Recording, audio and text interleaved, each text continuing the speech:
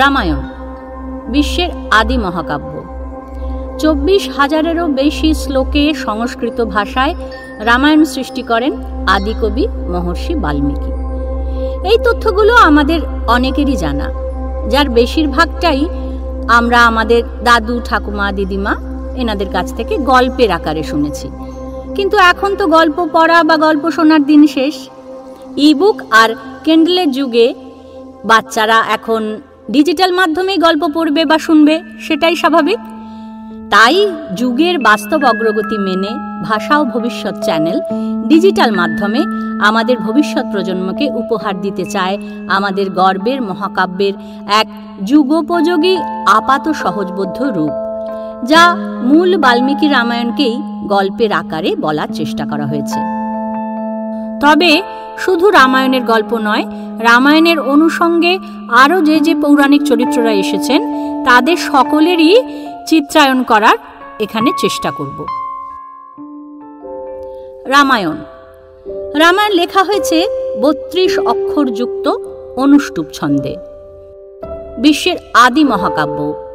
ভগবান ব্রহ্মার নির্দেশে এবং দেবর্ষি নারদের কাছ থেকে রামের জন্ম বৃত্তান্ত শুনে বিশ্বের আদি কবি মহর্ষি বাল্মীকি সংস্কৃত ভাষায় মহাকাব্যটি রচনা করেন। 24,000-এরও বেশি শ্লোকে 7টি কাণ্ডে লেখা হয়েছিল মূল রামায়ণ।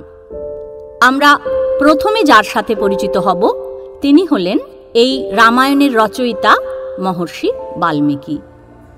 এই বাল্মীকি, যিনি কিনা প্রথম জীবনে দস্যু রত্নাকর ছিলেন, তিনি দস্যুবৃত্তি করে সংসার চালাতেন। তা একদিন রত্নাকর নারদকেই হত্যা করতে উদ্যত হলেন।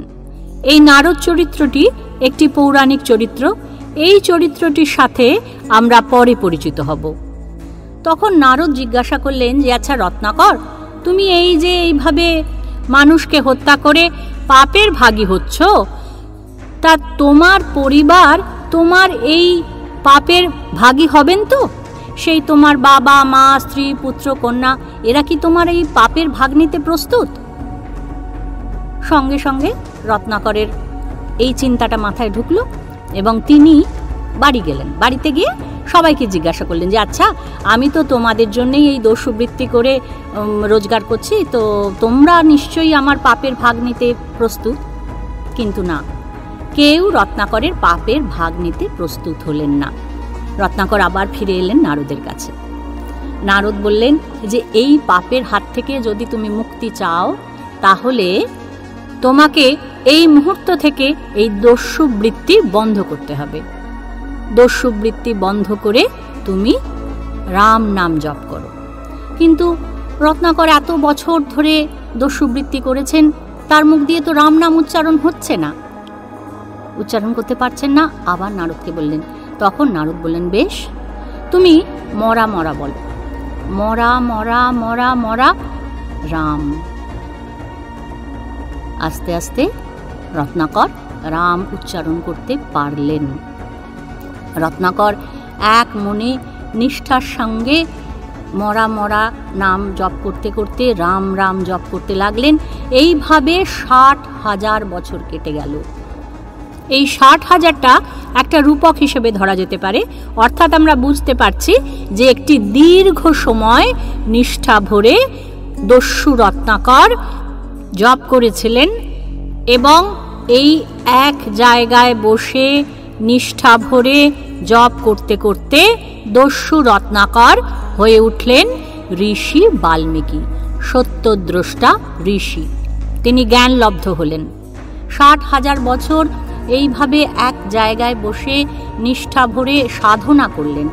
আসলে এই যে কাব্য, সাহিত্য, সমাজের দর্পণ, এইগুলোকে তুলে ধরা হয়েছে কিছু কিছু দৃষ্টান্ত যুগে যুগে স্থাপন করার জন্যে।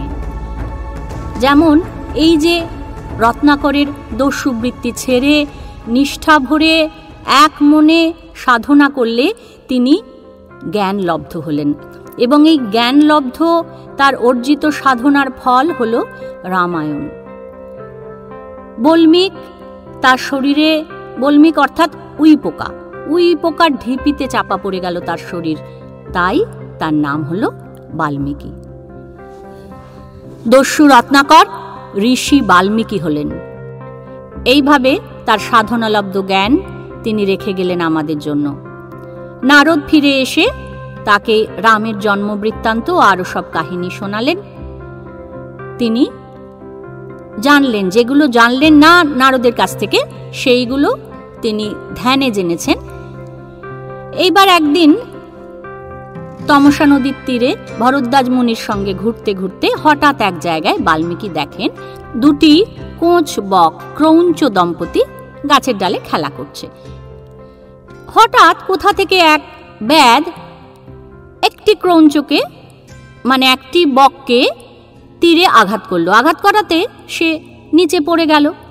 আর আরেকটা বক যে তার সঙ্গে খেলা করছিল সে তো শোকে বিলাপ করতে লাগলো। এই দৃশ্য দেখে বাল্মীকির মনে নিদারুণ শোকের উৎপত্তি হলো এবং তার অজান্তেই তার মুখ থেকে বেরিয়ে এলো বিশ্ব সাহিত্যের প্রথম কবিতা, প্রথম শ্লোক। শোক থেকে উৎপন্ন হয়েছিল বলে সেটিকে বলা হলো শ্লোক। মা নিষাদ প্রতিষ্ঠাং তমগম সস্যতি স্বমা। এইভাবে নিজের অজান্তে শ্লোক সৃষ্টি করলেন বাল্মীকি এবং বাল্মীকি নিজে অবাক হয়ে গেলেন যে আমি কি বললাম। আশ্রমে ফিরে ধ্যানে বসলেন বিশ্বের আদি কবি বাল্মীকি। তারপর তিনি ব্রহ্মার নির্দেশে রামায়ণ রচনা করলেন। এই হলো রামায়ণের রচয়িতা বা রামায়ণের স্রষ্টা বাল্মীকির দস্যু রত্নাকর থেকে ঋষি বাল্মীকি হয়ে ওঠার গল্প। রামায়ণের আমরা সবাই জানি 7 কাণ্ড রামায়ণ, অর্থাৎ সপ্তকাণ্ড। কি কি 7 কাণ্ড? না বালকাণ্ড বা আদিকাণ্ড, তারপর অযোধ্যাকাণ্ড, অরণ্যকাণ্ড, কিষ্কিন্ধাকাণ্ড, সুন্দরকাণ্ড, লঙ্কাকাণ্ড বা যুদ্ধকাণ্ড এবং উত্তরকাণ্ড। এই উত্তরকাণ্ড এই পর্বটি কিন্তু বাল্মীকি রামায়ণে নেই। মনে করা হয় ঋষি বাল্মীকির তুল্য অন্য কোনো প্রজ্ঞাবান ব্যক্তি এটিকে পরে সংযুক্ত করেছিলেন মূল রামায়ণের সঙ্গে। রামায়ণ কতটা পুরনো, রামায়ণের প্রাচীনত্ব নিয়ে কোনো কথা আমি এখানে উল্লেখ করছি না। রামায়ণ অনেক পুরনো, বিশ্বের আদি মহাকাব্য, এটুকুই বলা রইল। এখানে মূলত রামায়ণের মূল চরিত্রগুলি এবং যতটা পেরেছি অন্যান্য চরিত্রগুলোর ওপরেও আলোকপাত করার চেষ্টা করেছি। শুরু করব আমরা আদিকাণ্ড বা বালকাণ্ড থেকে। আদিকাণ্ড অর্থাৎ রামায়ণের শুরুর কথা। শুরুর কথা আমি আগেই শুরু করেছি, যেখানে মূলত বলা হলো যে কিভাবে বাল্মীকি সৃষ্টি করলেন বিশ্বের প্রথম শ্লোক বা প্রথম কবিতা। তারপর ব্রহ্মার নির্দেশ পেয়ে তিনি আশ্রমে ফিরে ধ্যানে বসলেন। ধ্যানে বসে তিনি যা যা জানতেন না, নারদের কাছ থেকে যতটুকু রামের কথা শুনেছিলেন এবং যেটুকু জানতেন না সেগুলো ধ্যানে জেনে তিনি রামায়ণ রচনা করলেন। রামায়ণ রচনা তো হলো, কিন্তু রামায়ণের প্রচার হবে কিভাবে? বাল্মীকি তার উপায় চিন্তা করতে লাগলেন। কারণ সেই সময় তো লিখে রাখা হতো না, তখন ছিল শ্রুতি। এই শ্রুতি মনে রাখা, স্মৃতিতে রাখার মাধ্যমে মানুষের মুখে মুখে প্রচার হতে হতে থেকে গেছে এবং পরবর্তীতে যখন লিপিবদ্ধ করার উপায় এসেছে তখন সেগুলো লিপির আকারে রাখা হয়েছে। সুতরাং বাল্মীকিকে তো এই রামায়ণ স্মৃতিতে মনে রেখে লোকের মুখে প্রচার করতে হবে। বাল্মীকি ভাবছেন কি উপায় এটি করবেন।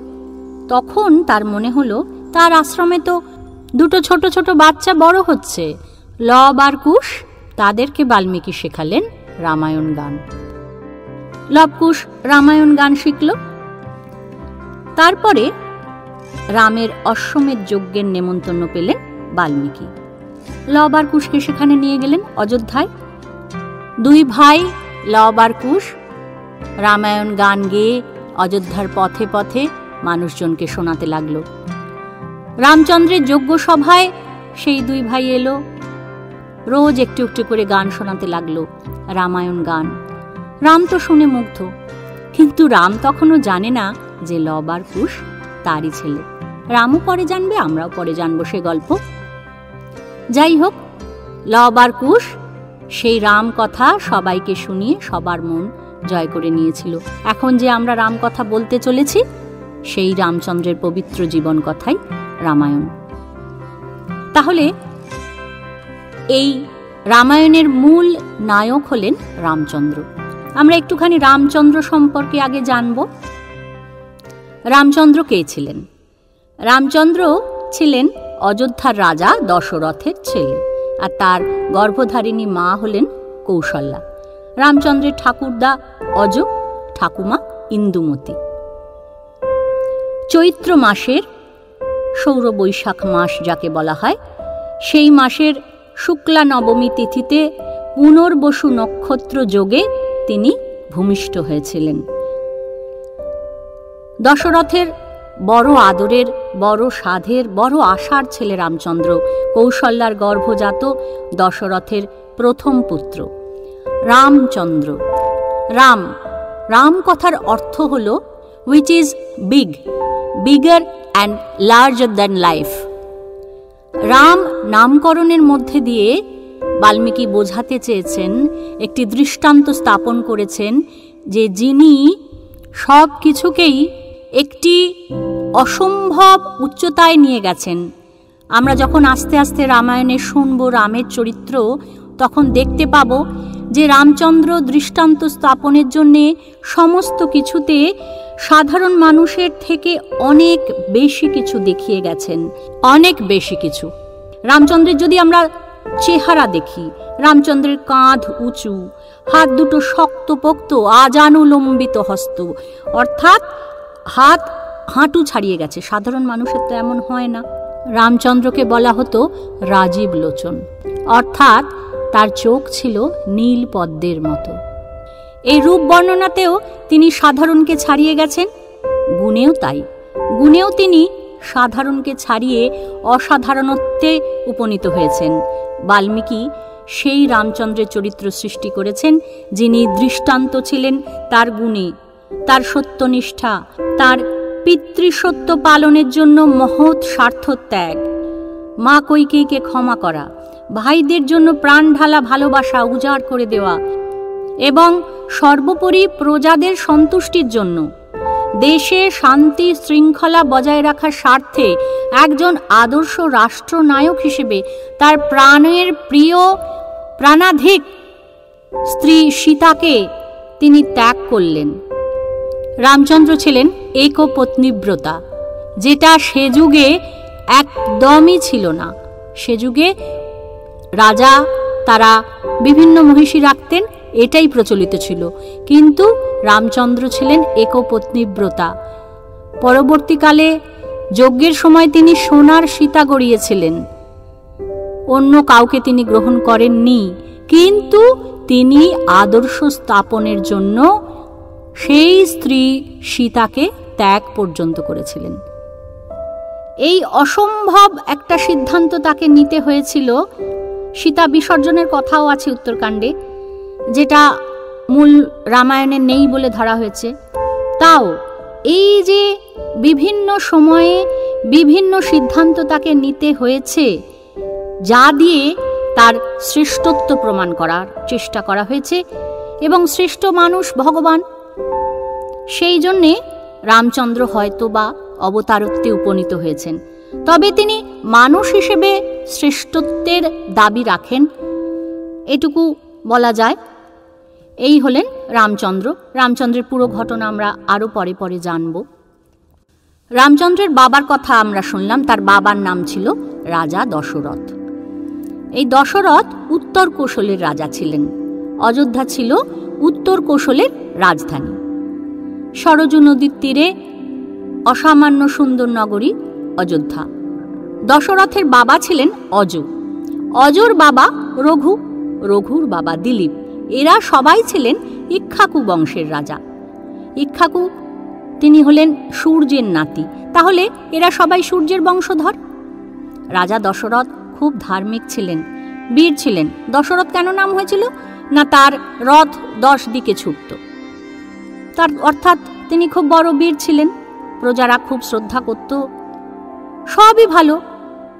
কিন্তু তার মনে খুব দুঃখ ছিল, তার কোনো পুত্র সন্তান ছিল না।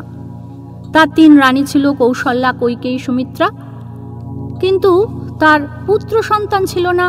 এটা একটা দশরথের খুব দুঃখের কারণ ছিল। দশরথের কিন্তু একটি কন্যা ছিল, কন্যা সন্তান তার ছিল, সেই কন্যার নাম ছিল শান্তা। কিন্তু পুত্র সন্তান না থাকায়, পুত্র সন্তান ছিল না মানে সিংহাসনের উত্তরাধিকারী তিনি পাচ্ছেন না। রামের দিদি শান্তা, দশরথের মেয়ে। দশরথ তার বন্ধু লোমপাদকে ছোটবেলাতেই শান্তাকে দত্তক দিয়ে দিলেন। মেয়ে তো, মেয়েকে দিয়ে দিলেন বন্ধুর কাছে। কশ্যপ মুনির নাতি আর বিভণ্ডক মুনির ছেলে ঋষ্যশৃঙ্গের সঙ্গে বিয়ে হয়েছিল তার। এই বিয়েও দেন কিন্তু তার পালক পিতা লোমপাদ, বাবা কিন্তু বিয়েও দেননি শান্তাকে। কিন্তু শান্তা ছিল দশরথের সন্তান।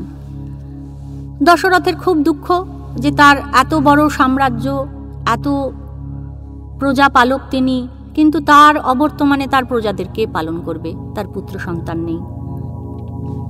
তিনি অশ্বমেধ যজ্ঞ করেছিলেন আর পুত্রেষ্টি যজ্ঞ করেছিলেন। এই 2টি যজ্ঞের উল্লেখ আমরা পাই রামায়ণের এই অংশে। তিনি করেছিলেন। এই অশ্বমেধ যজ্ঞ মূলত করা হতো রাজ্য বিস্তারের জন্য, আর পুত্রেষ্টি যজ্ঞ নিঃসন্দেহে পুত্র কামনায়। আগেকার দিনে অনেক রাজারাই এরকম করতেন। অশ্বমেধ যজ্ঞটা আগে বলি। অশ্বমেধ যজ্ঞ কি না, অশ্বমেধ যজ্ঞ হলো একটা বেশ তেজি শক্তিশালী ঘোড়া ছেড়ে দেওয়া হলো। ঘোড়া তার ইচ্ছে মতো নানা দেশ ঘুরে বেড়াতো, আর ঘোড়ার পেছন পেছন যেত রাজা সেনাবাহিনী। যে ঘোড়া যখন যেই দেশ দিয়ে যেত, যদি সেই দেশের রাজা ঘোড়াকে বাধা দেয়, তাহলে সেই সেনাবাহিনীর সঙ্গে রাজার সঙ্গে যুদ্ধ হবে, যুদ্ধ করে হারাতে হবে। আর যদি যে দেশের রাজা বিনা বাধায় তার দেশের ওপর দিয়ে ঘোড়াকে চলে যেতে দিল, তাহলে তিনি ওই অশ্বমেধ যজ্ঞকারী রাজার বশ্যতা স্বীকার করেছেন, এটি ধরে নেওয়া হতো। এইভাবে 1 বছর পর ঘোড়া ফিরে আসতো যজ্ঞকারী রাজার কাছে। তখন সেই ঘোড়াকে বলি দেওয়া হতো এবং ঘোড়ার দেহটাকে যজ্ঞের আগুনে উৎসর্গ করা হতো। এই হলো অশ্বমেধ যজ্ঞ। রামায়ণে পাওয়া যায় যে রাজা দশরথের জামাই ঋষ্যশৃঙ্গ মুনি, ওই যে আগে শান্তার কথা বললাম, সেই শান্তার স্বামী ঋষ্যশৃঙ্গ মুনি, তিনি এই যজ্ঞের প্রধান পুরোহিত হিসেবে ছিলেন। এবং কৌশল্যা, দশরথের প্রধানা মহিষীদের একজন, তিনি স্বয়ং যজ্ঞের ঘোড়াকে 3 কোপে বলি দিয়েছিলেন এবং তারপর তখনকার নিয়ম মতো 1 রাত কাটিয়েছিলেন সেই ঘোড়ার শবের পাশে শুয়ে। এই তো গেল অশ্বমেধ যজ্ঞের গল্প। আরেকটা যজ্ঞ দশরথ করেছিলেন, সেটি হলো পুত্রেষ্টি যজ্ঞ। পুত্রেষ্টি যজ্ঞ করা হতো মূলত পুত্র লাভের কামনায়। এই যজ্ঞেরও মূল হোতা বা প্রধান পুরোহিত ছিলেন ঋষ্যশৃঙ্গ মুনি। এত বড় যজ্ঞ হয়েছিল, দেবতারাও দেখছিলেন সেই যজ্ঞ। তারা ব্রহ্মার কাছে গিয়ে বললেন যে ভগবান, আপনার বরে অমর হয়ে রাক্ষসরাজ রাবণ আমাদের উপর অকথ্য অত্যাচার চালাচ্ছে, আপনি এর বিহিত করুন। ব্রহ্মা বললেন, ঠিক আছে, আপনারা নিশ্চিন্ত থাকুন, আমি রাবণ বধের ব্যবস্থা করছি। রাবণ তো আমার কাছে গন্ধর্ব, যক্ষ আর রাক্ষসদের কাছে অবদ্ধ থাকার বর চেয়েছিল, আমিও তাই বরই দিয়েছি। মানুষকে সে অতিশয় তুচ্ছ জ্ঞান করেছে, রাবণ মানুষের নাম উচ্চারণ করেনি। তাহলে এবার মানুষই তাকে সংহার করবে। তবে যে সে মানুষ তো আর রাবণকে মারতে পারবে না। স্বয়ং ভগবান বিষ্ণু মানুষের রূপ ধরে দশরথের 4 ছেলে হয়ে জন্মাবেন। এই হলো পুত্রেষ্টি যজ্ঞের আড়ালে ভগবান বিষ্ণুর রামচন্দ্র ও তার 4 ভাইয়ের অবতার রূপে মনুষ্য জন্মে অবতরণের কাহিনী। এবার আমরা আবার রামায়ণের গল্পে ফিরে আসি। পুত্রেষ্টি যজ্ঞের শেষে যজ্ঞের আগুন থেকে বেরিয়ে এলেন এক দিব্য পুরুষ। তার হাতে একটি সোনার পাত্র, সেই পাত্রে ছিল দিব্য পায়েস, মানে বিশেষ দৈব শক্তি সম্পন্ন পায়েস। সেই দিব্য পুরুষ পায়েসের পাত্র দিলেন দশরথের হাতে, বললেন, এটি তোমার 3 রানীর মধ্যে ভাগ করে দাও।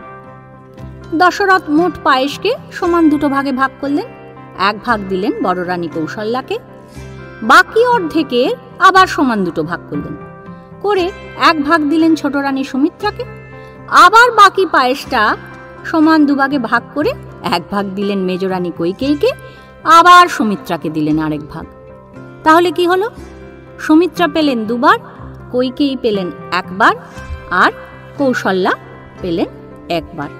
এর একটা অনেক বড় অঙ্ক আছে, সেই অঙ্কে আমি যাচ্ছি না। যাই হোক, এই পায়েস ভাগ নিয়ে অন্য মতও হয়তো আছে, অত কিছু অঙ্ক অত কিছু মত তো আমরা জানবো না। তাহলে আমরা জানলাম 3 রানী দিব্য পায়েস খেলেন, সুমিত্রা 2 বার, কৌশল্যা 1 বার, কৈকেয়ী 1 বার। দেবতাদের কথা মতো ভগবান বিষ্ণু নিজেকে 4 ভাগে ভাগ করে জন্ম নিলেন 3 রানীর কোলে। আমরা আগেই শুনেছি যে চৈত্র মাসে শুক্লা নবমী তিথিতে পুনর্বসু নক্ষত্রে দিনের আলোয় মা কৌশল্যার কোল আলো করে এলেন ভগবান বিষ্ণুর অংশ অবতার রাম। রামের জন্ম কর্কট লগ্নে, রবি তখন মেষে, চন্দ্র আর বৃহস্পতি কর্কটে। পরের দিন মা কৈকেয়ীর কোল আলো করে এলেন বিষ্ণুর আর এক অংশ অবতার ভরত, আর তার পরের দিন সুমিত্রা জন্ম দিলেন 2 যমজ ছেলে, লক্ষণ আর শত্রুঘ্ন, এরাও বিষ্ণুর অংশ অবতার।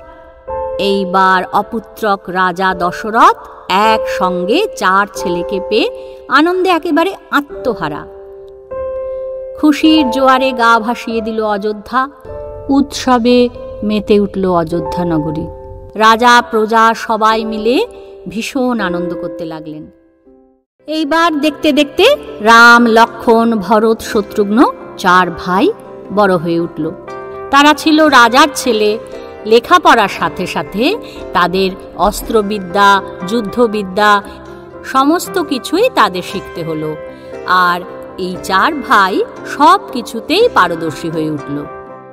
এই 4 ভাইয়ের মধ্যে আবার লক্ষণ সবসময় তার থেকে মাত্র 2 দিনের বড় দাদা রামের সঙ্গে সঙ্গে ঘুরত, ঠিক যেন রামের ছায়া। আবার শত্রুঘ্ন, সেও মাত্র 1 দিনের বড় দাদা ভরতকে ছায়া সঙ্গী করেছিলেন। এই 4 ভাইয়ের অস্ত্রবিদ্যায় দক্ষতার কথা চারপাশে ছড়িয়ে পড়ল। বিশেষ করে রামের তো তুলনাই নেই, রাম সর্ববিষয়ে পারদর্শী। এবার আমরা রামচন্দ্রের যে আরও 3 ভাই ভরত, লক্ষণ ও শত্রুঘ্ন, এই 3 জনের একটু একটু পরিচয় নেওয়ার চেষ্টা করি। আমরা এবার ভরতের কথা একটু শুনি। ভরত, তিনিও ভগবান বিষ্ণুর অবতার। বিষ্ণু যে 4 ভাগের 1 ভাগ পেয়েছিলেন তিনি দশরথ আর কৈকেয়ীর ছেলে। রামের থেকে মাত্র 1 দিনের ছোট, আর লক্ষণ আর শত্রুঘ্নর থেকে মাত্র 1 দিনের বড়। রামের সঙ্গে ভরতের চেহারায় অনেকটাই মিল ছিল। মিথিলায় যখন রাম সীতার বিয়ে হয় তখন এই 4 ভাইয়ের একসাথেই বিয়ে হয়েছিল। জনকের ভাই মানে সীতার বাবা জনকের ভাই কুশধ্বজের মেয়ে মান্ডবীর সঙ্গে ভরতের বিয়ে হয়, অর্থাৎ সীতার খুড়তুতো বোনের সঙ্গে ভরতের বিয়ে হয়। বিয়ের কিছুদিন পর মামা যুধাজিতের সঙ্গে মামার বাড়ি গেছেন ভরত। অযোধ্যায় যাননি, যুধাজিতের সঙ্গে মামার বাড়ি চলে যান ভরত। আর তার সঙ্গে আগেই বলেছি তার ছায়া সঙ্গী ছিল শত্রুঘ্ন, শত্রুঘ্নও চলে গেছিল। এইবার অযোধ্যার দূত দশরথের মৃত্যুর পর 2 ভাইকে আনতে যায়। ভরত কিন্তু আগের রাতে দুঃস্বপ্ন দেখেছিল যে কারো মৃত্যু হবে, জানতো না বাবা মারা গেছে, কিন্তু তার দুঃস্বপ্ন এসেছিল।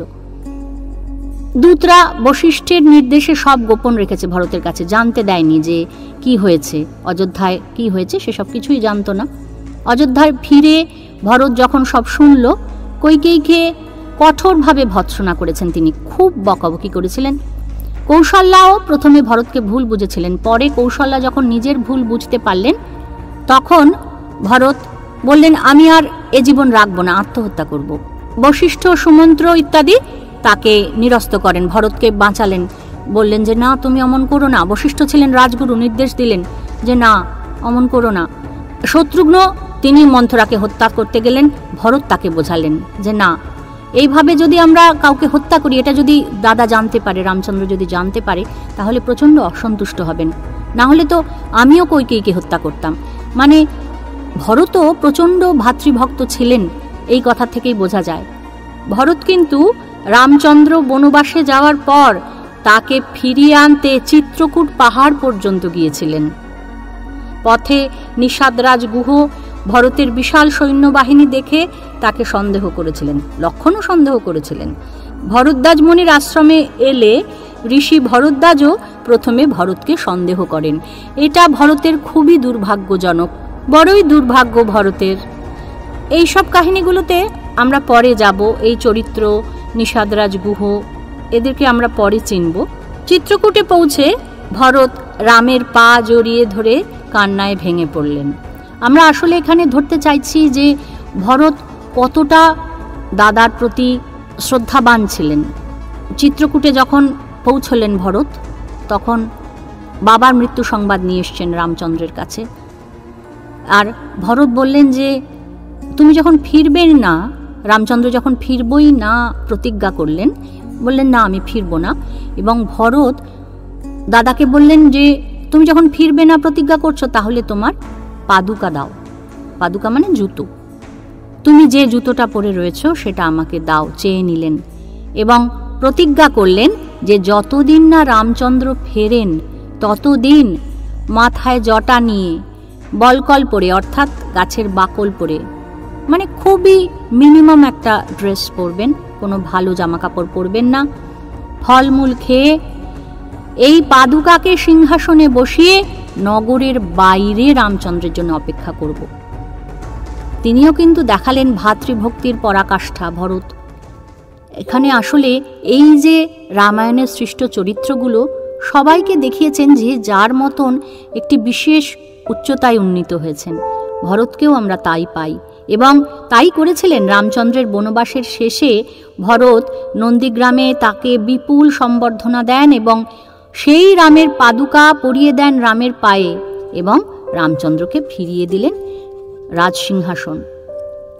সিংহাসনে বসে লক্ষণ যুবরাজ হতে না চাওয়ায় লক্ষণের ইচ্ছে ভরতকে যুবরাজ করেন রাম।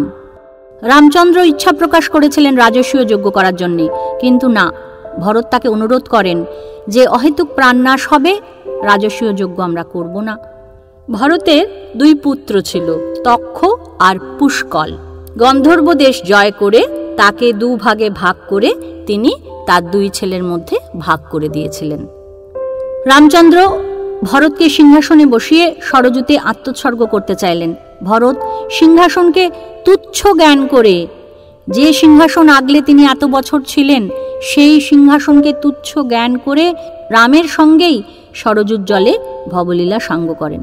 অর্থাৎ আমরা দেখতে পাচ্ছি ভরতও কিন্তু চারিত্রিক বৈশিষ্ট্যে রামচন্দ্রের থেকে কিছু কম নয়।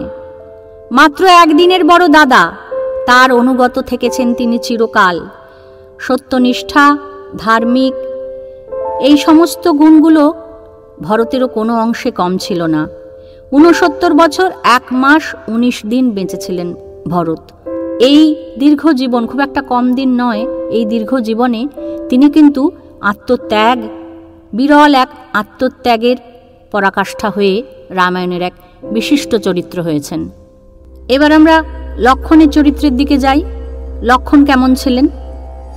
দশরথ আর সুমিত্রার দুই যমজ ছেলে, লক্ষণ আর শত্রুঘ্ন। আমরা পরপর এদের দুজনকে চিনব। প্রথমে লক্ষণ। লক্ষণ রামচন্দ্রের থেকে মাত্র ২ দিনের ছোট, আর ভরতের থেকে মাত্র ১ দিনের। অসাধারণ সুদর্শন ছিলেন লক্ষণ। কাঁচা সোনার মতো তার গায়ের রং ছিল, কোঁচকানো চুল, অসম্ভব সুন্দর ছিলেন তিনি।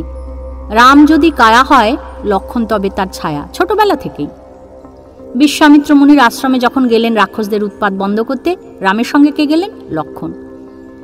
লক্ষণ তারকার নাক কান কেটে দিচ্ছে। মিথিলায় হরধনু ভঙ্গের সময় রামের সঙ্গে লক্ষণ ছিলেন। জনকের নিজের মেয়ে উর্মিলা, অর্থাৎ সীতার বোন উর্মিলার সঙ্গে লক্ষণের বিয়ে হয়। উর্মিলার গর্ভে লক্ষণের 2 ছেলেও হয়, অঙ্গদ আর চন্দ্রকেতু। যখন কৈকেয়ীর চক্রান্তে রামকে বনে যেতে হবে, এ কথা লক্ষণের কানে গেল। লক্ষণ বলল, দাদা আমি আপনার পাশে আছি, আপনি সিংহাসন অধিকার করুন, যে ভরতের পক্ষ নেবে আমি তাকেই বধ করব। এমনকি বাবাও যদি ভরতের পক্ষ নেয় তাকেও আমি বধ করব, বন্দি করব। ভীষণ রাগ ছিল লক্ষণের, এবং দাদাকে কেউ কিছু বলছে এটা লক্ষণ মেনে নিতে পারতেন না। রামচন্দ্র অনেক বুঝিয়ে সুঝিয়ে তাকে শান্ত করলেন। এবং রাম সীতার সঙ্গে যখন বনবাসে গেলেন, রামচন্দ্র 14 বছর অশেষ কষ্ট ভোগ করেছেন। লক্ষণ তাদের সাথে সর্বসময় রয়েছেন, সব সময় বনে গেছেন, আগলে রেখেছেন। তাদের যা যা প্রয়োজন সব কিছু রামচন্দ্রকে, সীতাকে তিনি জুগিয়ে গেছেন। চিত্রকূট পাহাড়ে যখন সসৈন্য ভরত আসছেন, লক্ষণ সেটা দেখেও ভুল ভাবছেন যে নিষ্কণ্টক রাজ্য ভোগ করার জন্য ভরত আসছেন রামচন্দ্রকে হত্যা করতে। লক্ষণ রামকে বলছেন, আজ আমি ভরতকে হত্যা করব, তারপর কইকেয়ী আর মন্থরাকে বধ করে পৃথিবীকে পাপ মুক্ত করব। রামচন্দ্র লক্ষণকে ভালোভাবে বুঝিয়ে সুঝিয়ে শান্ত করলেন। তখন নিজের আচরণে লজ্জিত হলেন লক্ষণ। শূর্পণখা রামের কাছে প্রত্যাখ্যাত হয়ে লক্ষণকে প্রেম নিবেদন করলেন। লক্ষণ নাক কান কেটে দিলেন। মায়ামৃগকে মারিচ বলে চিনতে পেরেছিলেন কিন্তু লক্ষণ, কিন্তু সীতার বায়না মেটানোর জন্যে তিনি সীতাকে ছেড়ে, রামচন্দ্র যখন মায়ামৃগর পেছনে গেছেন, রামচন্দ্রের কথার অবাধ্য হয়েছিলেন ওই একবারই বোধ হয়, তিনি সীতাকে ছেড়ে মায়ামৃগর পেছনে দৌড়লেন। দাদাকে বাঁচাতে সীতাকে ছেড়ে যেতে কিন্তু লক্ষণ রাজি হননি। সীতা নানাবিধ কটাক্ষ করেছেন। শেষকালে বাধ্য হয়ে সীতার বাক্যবাণে বিদ্ধ হয়ে লক্ষণ গেলেন। আমরা যে প্রচলিত কাহিনী পাই সীতাকে গণ্ডি কেটে দিয়ে গেছিলেন লক্ষণ, সেটা কৃত্তিবাসী রামায়ণে আছে, ওই জন্য আমি এটা এখানে উল্লেখ করছি না। যাই হোক, লক্ষণ গেলেন এবং তারপরের ঘটনা আমরা যখন পড়ব, যখন রামায়ণের যাব, সেই সময়তে পাব। এভাবে আমরা বুঝতে পারছি যে লক্ষণের ভাতৃভক্তির কোনো তুলনা নেই। রামচন্দ্র অযোধ্যায় ফিরে লক্ষণকে যুবরাজ করতে চাইলেও লক্ষণ তা প্রত্যাখ্যান করলেন। ভরতকে যুবরাজ করতে বলেছেন। লক্ষণের স্বার্থত্যাগের কোনো তুলনা নেই। নিজের স্ত্রীকে অযোধ্যায় রেখে এতগুলো বছর তিনি শুধুমাত্র দাদার সেবায় কাটালেন। দাদার অসুবিধে হবে বনবাসে, তাই জন্য চলে গেলেন। আরও একটি অপ্রিয় কাজ লক্ষণ করেছিলেন দাদার নির্দেশে, সেটা হলো সীতাকে নির্বাসনে পাঠানো। এই কাজটি কিন্তু রামচন্দ্র তাকে দিয়েই করিয়েছেন। এভাবে আমরা দেখেছি যে দাদার কথার কোনো রকম প্রশ্ন না করে একভাবে তিনি তার নির্দেশ পালন করে গেছেন। কালপুরুষের কৌশলে দুর্বাসা মুনির আগমন বার্তা রামকে জানাতে গিয়ে পূর্ব শর্ত মতো লক্ষণকে প্রাণ দিতে হয়েছে সরযূর তীরে। যদি পারি সে গল্প পরে জানাবো। এর কয়েকদিনের মধ্যেই বাকি 3 ভাইও লক্ষণের অনুগামী হয়েছেন। দেহরক্ষার সময় লক্ষণের বয়স হয়েছিল 69 বছর 1 মাস মতো। লক্ষণের ভাতৃভক্তি এখনো পর্যন্ত তুলনাহীন। আমরা তুলনা হিসেবে, ভাতৃভক্তির তুলনা হিসেবে লক্ষণকেই আজও পর্যন্ত সব সময় প্রথম সারিতে রাখি। এবার এদের সব থেকে ছোট ভাই, ছোট ঠিক নয়, শত্রুঘ্ন আর লক্ষণ দুজনেই তো যমজ, একই বয়সী ছিলেন। শত্রুঘ্নর কথা শুনি। শত্রুঘ্ন বিষ্ণুর 4 ভাগের 1 ভাগ, দশরথের ছোট ছেলে, সুমিত্রার গর্ভজাত, লক্ষণের সহোদর। লক্ষণ যেমন রামের, শত্রুঘ্নও তেমনি ভরতের অত্যন্ত অনুগত ছিলেন। রাম যখন বনে যায় সেই সময় ভরত মামার বাড়িতে ছিলেন, শত্রুঘ্নও তাই মামার বাড়িতে ছিলেন দাদার সঙ্গে।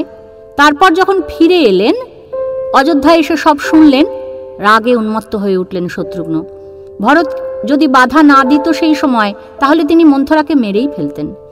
কইকেয়ীর তো একেবারে শ্রাদ্ধ করলেন, লক্ষণেরও এক হাত নিলেন যে লক্ষণ কি করছিল। সে তো মস্ত বীর, সে কেন মতিভ্রষ্ট বাবাকে বোঝালো না, কেন দাদাকে ফেরালো না। দাদাকে সবাই ভীষণ ভালোবাসত, এ থেকেই বোঝা যায়। রামচন্দ্রকে ফিরিয়ে আনতে গিয়ে ভরত বলছেন রাম অযোধ্যায় ফিরে গেলে তিনি শত্রুঘ্নকে নিয়ে 14 বছর বনবাসে যাবেন। মানে বলছেন যে রামকে যে তুমি চলে যাও, আমি যাই, আমি শত্রুঘ্নকে নিয়ে 14 বছর বনবাস কাটাই। এতটাই ভরতেরও রামের প্রতি ভালোবাসা ছিল এবং শত্রুঘ্নর প্রতিও ভালোবাসা ছিল। এবং শত্রুঘ্ন কিন্তু বড় বীর ছিলেন, লবণাসুরকে বধ করেছিলেন। রামের আদেশে শত্রুঘ্ন লবণ রাজ্যের রাজসিংহাসনে বসতে বাধ্য হয়েছিলেন, অনিচ্ছা ছিল, দাদার আদেশ তার শিরোধার্য। মহর্ষি বাল্মীকির আশ্রমে সেই সময়তে যখন তিনি লবণ রাজ্য জয় করেছেন, সেই সময় তিনি সসৈন্য আশ্রয় নিয়েছিলেন এবং সেই রাতে সীতা জন্ম দিলেন লবকুশের। তিনি জানলেন, কিন্তু রামের বিরক্তির ভয়ে রামকে গিয়ে সে কথা জানালেন না। সে কথা তিনি কাউকেই বলেননি।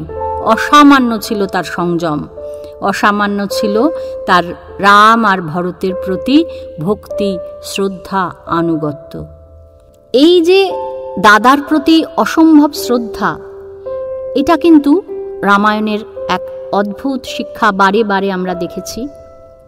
এবং মধুবনের রাজধানী মধুরাতে তিনি 12 বছর কাটিয়েছেন।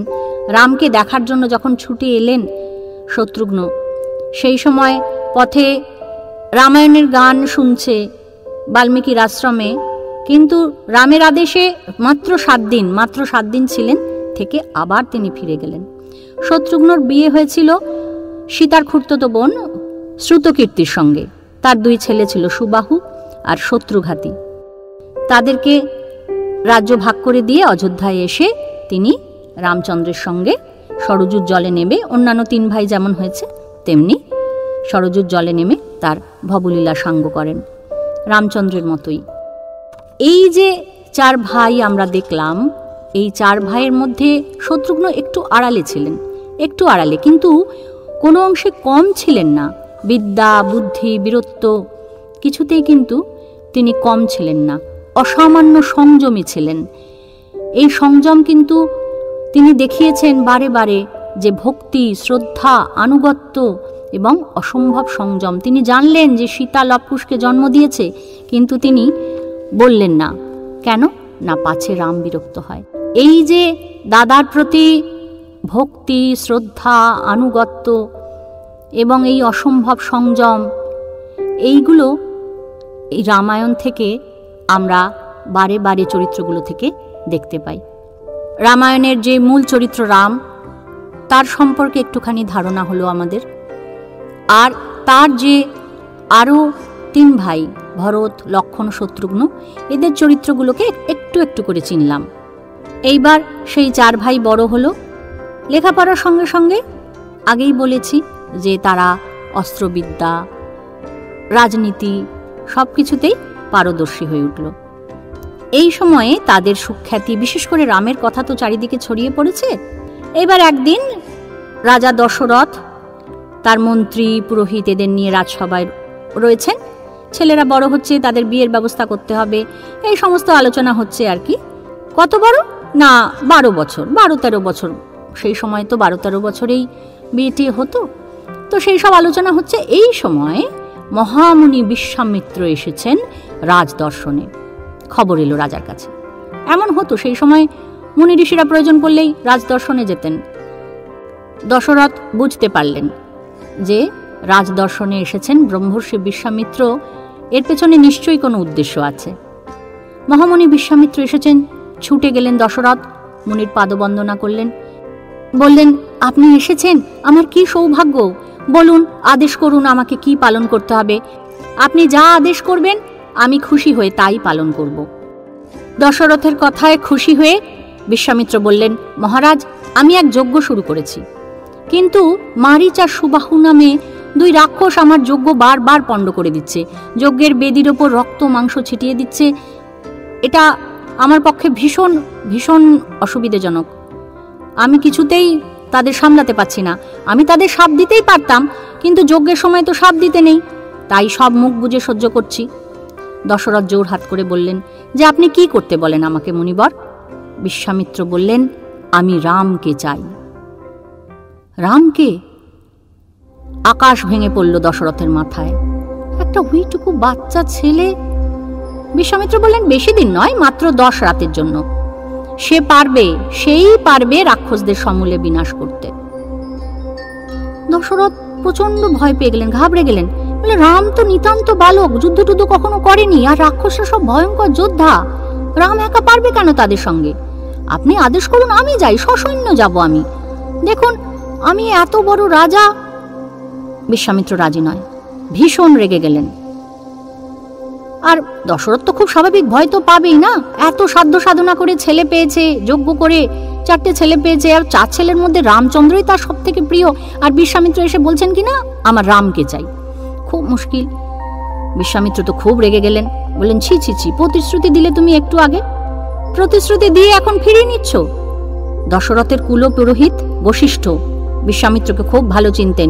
শিগগির গিয়ে রাজাকে পাশে সরিয়ে নিয়ে কানে কানে বললেন যে মহারাজ, ইনি যা বলছেন তাই করুন, নইলে কিন্তু সর্বনাশ হয়ে যাবে। আর তাছাড়া আপনি রামকে এর সঙ্গে নির্ভয় ছাড়তে পারেন। কি করবেন? দশরথের কিচ্ছু করার নেই, বাধ্য। বশিষ্ঠের কথায়, কুলগুরু তার কথা তো ফেলতে পারেন না। তার কথায় রামকে বিশ্বামিত্রের সাথে পাঠাতে রাজি হলেন দশরথ। আর রাম তো একা আসবে না, লক্ষণ তো তার সঙ্গে থাকবেই। যাই হোক, সবার আশীর্বাদ মাথায় নিয়ে বিশ্বামিত্রের পেছন পেছন তীর ধনুক খড়গ হাতে নিয়ে চললেন 2 ভাই। বিশ্বামিত্রের সাথে 2 ভাই এসে পৌঁছলেন সরযূর দক্ষিণ তীরে। সেখানে পৌঁছে রামকে বলা আর অতিবলা, এই 2 মহাশক্তিশালী মন্ত্র শেখালেন বিশ্বামিত্র। এই মন্ত্র দুটো কি না, এই মন্ত্র দুটি জানা থাকলে কোনো রোগ হবে না, খিদে পেলেই খাবার চলে আসবে, রূপ যৌবন অটুট থাকবে, রাক্ষসরা কোনো ক্ষতি করতে পারবে না। এ এক অদ্ভুত মন্ত্র, যেটি বিশ্বামিত্র জানতেন এবং রামকে শেখালেন। সেই রাত তারা সরযূর তীরে কাটালেন। কাটিয়ে আবার হাঁটতে শুরু করলেন। হাঁটতে হাঁটতে জাহ্নবী আর সরযূ, জাহ্নবী মানে গঙ্গা, জাহ্নবী আর সরযূ যেখানে মিলেছে সেইখানে ঋষি কন্দর্পের আশ্রমে রাত কাটিয়ে তারপর দিন তারা নৌকোয় গঙ্গা পেরোলেন। এইবার পথ চলতে চলতে এক গভীর বনে এসে পড়লেন তারা সবাই। রাম জিজ্ঞাসা করলেন, এ কোন জায়গায় আমরা এলাম মুনিবর? বিশ্বামিত্র বললেন, এখানে আগে মলদ আর করুষ নামে 2 জনপদ ছিল, তারকা সেসব ধ্বংস করে দিয়েছে, তাই এখন শহরের বদলে বন দেখতে পাচ্ছ। রাম তারকার নাম শুনে অবাক। তারকা? তারকা কে মুনিবর? বিশ্বামিত্র বললেন, তারকা হলো এক ভয়ানক রাক্ষসী। এবার আমরা রাক্ষস বা রাক্ষসী এরা কারা সেটা একটু জেনে নিই, কেমন? রামায়ণের মতে ব্রহ্মা প্রথমে জল সৃষ্টি করেন, তারপর নানা রকম প্রাণী সৃষ্টি করে তাদের বললেন, তোমরা এই জলকে রক্ষা করো। প্রাণীদের মধ্যে কেউ কেউ বললেন রক্ষাম, অর্থাৎ আমরা রক্ষা করব, তারা হলো রাক্ষস। আর কেউ কেউ বলল যক্ষাম, অর্থাৎ আমরা পুজো করব, তারা হলো যক্ষ। আবার বিষ্ণু পুরাণ মতে কশ্যপের ঔরসে দক্ষের মেয়ে খসার গর্ভে রাক্ষসদের জন্ম হয়েছে। যাই হোক, বোঝা গেল যে রাক্ষসরা একটা আলাদা প্রজাতি যারা রক্ষা করতেন। তাহলে তারকা হলেন সেই রাক্ষস প্রজাতিরই একজন। তার বাবা সুকেতু ব্রহ্মার আরাধনা করে তাকে পেয়েছে। ব্রহ্মার বরে তারকা 1000 হাতির শক্তি পেয়েছে। জম্ভের ছেলে সুন্দ হলো তারকার স্বামী, আর মারিচ তারকার ছেলে। কোনো কারণে সুন্দকে সাপ দিয়ে মেরে ফেলেন অগস্ত্য। তখন অগস্ত্যকে খেতে যায় তারকা আর মারিচ। অগস্ত্য সাপে তখন মা আর ছেলে রাক্ষস আর রাক্ষসী হয়ে গেল। তখন রাম বলছেন যে তাহলে এরা আগে রাক্ষস ছিল না? বিশ্বামিত্র বললেন, না, এরা আগে যক্ষ ছিল। এই তারকাকেই বধ করার জন্য তোমাকে এখানে নিয়ে এসেছি রাম। আমরাও তাহলে রাক্ষস কারা তা জানলাম, আর তারকাকে চিনলাম, যে যক্ষ সুকেতুর মেয়ে ছিল তারকা, দৈত্য জম্ভের ছেলে সুন্দের স্ত্রী। ব্রহ্মার আশীর্বাদে সুকেতু তারকাকে পায়। এই মলদ আর করুষ এই 2 নগরকে ধ্বংস করে সেইখানে সপুত্র বাস করতে থাকেন তারকা। অগস্ত্য আর বিশ্বামিত্রের আশ্রমে মা আর ছেলে ভীষণ অত্যাচার করত। এই অত্যাচারের হাত থেকে প্রতিকার করতে বিশ্বামিত্র রামচন্দ্রকে নিয়ে আসেন। এইবার রামের ধনুকের টঙ্কার শুনে গর্জন করতে করতে তারকা ধেয়ে এলো। ধুলো উড়িয়ে চারিদিকে অন্ধকার, আকাশ থেকে বড় বড় পাথর ছুটতে লাগলো। কখনো বা নানান রকম রূপ ধরে ভয় দেখাচ্ছে, কখনো অদৃশ্য হয়ে যাচ্ছে। রামচন্দ্র স্ত্রী হত্যা হবে বলে প্রথমে তারকাকে মারতে চাননি। তখন নিয়ম ছিল স্ত্রী অবদ্ধ, মেয়েদের গায়ে হাত দেওয়া কোনো নিয়ম ছিল না। কিন্তু বিশ্বামিত্র রামকে বললেন যে মানুষের কল্যাণের জন্য একে তোমাকে বধ করতেই হবে। রামচন্দ্র বিশ্বামিত্রের কথা মেনে তীর মেরে তারকা রাক্ষসীর বুক বিদীর্ণ করলেন। সেই রাতে তারা ওই বনেই কাটালেন। তারপর দিন বিশ্বামিত্র খুশি হয়ে রামকে নানা দিব্য অস্ত্র দিলেন। দণ্ডচক্র, বিষ্ণুচক্র, বজ্র, শৈব শূল, বারুণ পাশ, ব্যয়াস্ত্র, বর্ষণাস্ত্র, শোষণাস্ত্র ইত্যাদি নানান রকম অস্ত্ররা হাত জোড় করে রামের সামনে এসে দাঁড়ালো। রামচন্দ্র তাদের হাত দিয়ে ছুঁয়ে বললেন, যখন ডাকবো তখন তোমরা এসো, এখন যাও। এই সমস্ত অস্ত্রদের কিভাবে আবার ফিরিয়ে আনা যায় সেটাও বিশ্বামিত্র রামকে শেখালেন। এবার তারা আবার এগোতে লাগলো। দূরে পাহাড়ের কোলে একটা বন দেখা দিল, ঘন মেঘের মতো। বিশ্বামিত্র রাম লক্ষ্মণকে দেখালেন যে ওই দেখো, ওই হলো সিদ্ধাশ্রম, আমি ওইখানে থাকি। ভগবান বিষ্ণু দানবরাজ বলিকে জব্দ করতে বামন রূপ ধরে এইখানে তপস্যা করে সিদ্ধি লাভ করেছিলেন। ওই জন্য এই আশ্রমের নাম সিদ্ধাশ্রম। এইবার একটা শুভ সময় দেখে বিশ্বামিত্র শুরু করলেন তার যজ্ঞ। তারকা মারা গেলে কি হবে, তার ছেলে রয়েছে মারিচ। এইবার মারিচ আর সুবাহু তাদের যত সাঙ্গপাঙ্গ সব নিয়ে এসে হামলা শুরু করে দিল। রক্তের বন্যা বয়ে গেল যজ্ঞের বেদিতে। রাম মানবাস্ত্র ছুঁড়ে মারলেন মারিচের বুকে। মারিচকে মেরেই ফেলতে পারতেন, কিন্তু সদ্য মা হারা ছেলে তো, তাই জন্য তাকে প্রাণে মারতে রামের মায়া হলো। কি করলেন? মানবাস্ত্র। এই মানবাস্ত্রতে কি হবে না, 100 যোজন দূরে সমুদ্রে গিয়ে পড়ল মারিচ। এরপর একটা আগ্নেয়াস্ত্র, আগ্নেয়াস্ত্র মানে আমরা কি বুঝি, গ্রেনেড ফ্রেনেড টাইপের কিছু হবে, যাই হোক, সেটা ছুঁড়ে সুবাহুকে কিন্তু তিনি মেরে ফেললেন। আর ব্যয়াস্ত্র ছুঁড়ে বাদবাকি রাক্ষসদের তিনি ভবলীলা সাঙ্গ করলেন। তাহলে কি দেখা গেল যে মারিচ ছাড়া সবাইকে তিনি সমূলে বিনাশ করলেন। এইবার তাহলে নির্বিঘ্নে যজ্ঞ শেষ করতে পারলেন বিশ্বামিত্র, এবং বিশ্বামিত্র প্রাণ ভরে রামচন্দ্রকে আশীর্বাদ করলেন। সেই রাত তারা সিদ্ধাশ্রমেই কাটালেন। সকালবেলা রাম লক্ষ্মণ এসে বিশ্বামিত্রকে প্রণাম করে বললেন, মুনিবর, আমরা আপনার সেবার জন্য প্রস্তুত, বলুন আর আমাদের কি আদেশ পালন করতে হবে। বিশ্বামিত্র সস্নেহে দুই বালকের মাথায় হাত বোলাতে বোলাতে বললেন, এবার আমরা মিথিলায় যাব। দুই ভাই কৌতূহলী হয়ে পড়লেন, মিথিলা কেন, মিথিলায় কেন? তখন বিশ্বামিত্র তো সব জানেন। তিনি বললেন যে রাজা জনক সেখানে এক বিশাল যজ্ঞের আয়োজন করেছেন, সবাই যাচ্ছে সেখানে, আমরাও যাব। সেখানে জনক রাজার কাছে একটা বিশাল ধনু আছে, শিবের ধনু বলে। সেই ধনুকে সবাই বলে হরধনু। তার আসল নাম হলো সুনাভ। কুমারদের আগ্রহ দেখে বিশ্বামিত্র বললেন যে দক্ষ যজ্ঞের সময় যজ্ঞের ভাগ না পাওয়াতে এই হরধনু দিয়েই দেবতাদের মাথা উড়িয়ে দিতে যাচ্ছিলেন শিব। দেবতারা তখন অনেক স্তব স্তুতি করে রুদ্রদেবকে শান্ত করেন। শিব খুশি হয়ে এই হরধনু তুলে দেন দেবতাদের হাতে। দেবতারা আবার তা গচ্ছিত রাখেন জনকের পূর্বপুরুষ দেবরাতের কাছে। সেই থেকে হরধনু জনকের পরিবারে রয়ে গেছে। কত রাজা মহারাজা সেই ধনুতে জ্যারোপণ করতে চেষ্টা করেছেন, কিন্তু কেউ তুলতেই পারেনি সেই ধনু, তো জ্যারোপণ কি করবেন? এই গল্প শুনে রাম লক্ষ্মণ খুব খুশি হলো।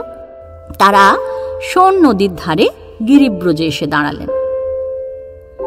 বিশ্বামিত্র আবার তাদের গিরিব্রজের ইতিহাস শোনালেন। সেই গিরিব্রজের ইতিহাস হলো ঋষি বিশ্বামিত্রের নিজের ইতিহাস। আমরা এবার তাহলে বিশ্বামিত্রের ইতিহাস শুনি। বিশ্বামিত্র কে ছিলেন? বিশ্বামিত্র বলছেন যে রাজা কুশের 4 ছেলে ছিল, কুশাস্য, কুশনাভ, অমৃতরাজা আর বসু। রাজার আদেশে 4 ছেলে 4 নগরী পত্তন করেন। সেই 4 নগরী হল যথাক্রমে কৌশাম্বী, মহোদয়, ধর্মারণ্য আর গিরিব্রজ। গিরিব্রজ হলো এখনকার রাজগীর। এই রাজা কুশের ছেলে কুশনাভই হল বিশ্বামিত্রের ঠাকুরদা, আর বিশ্বামিত্রের বাবার নাম ছিল গাধী। কুশের বংশধর বলে তাদেরকে কৌশিকও বলা হয়ে থাকে। আর বিশ্বামিত্রের এক দিদি ছিলেন সত্যবতী।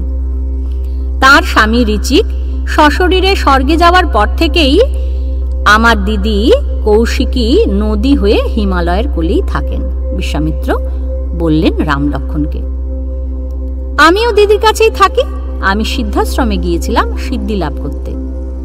আমরা এখানে কিন্তু 2 জন ঋষির কথা পেয়েছি, বশিষ্ঠ আর বিশ্বামিত্র। বিশ্বামিত্রের কথা আমরা খানিকটা শুনলাম।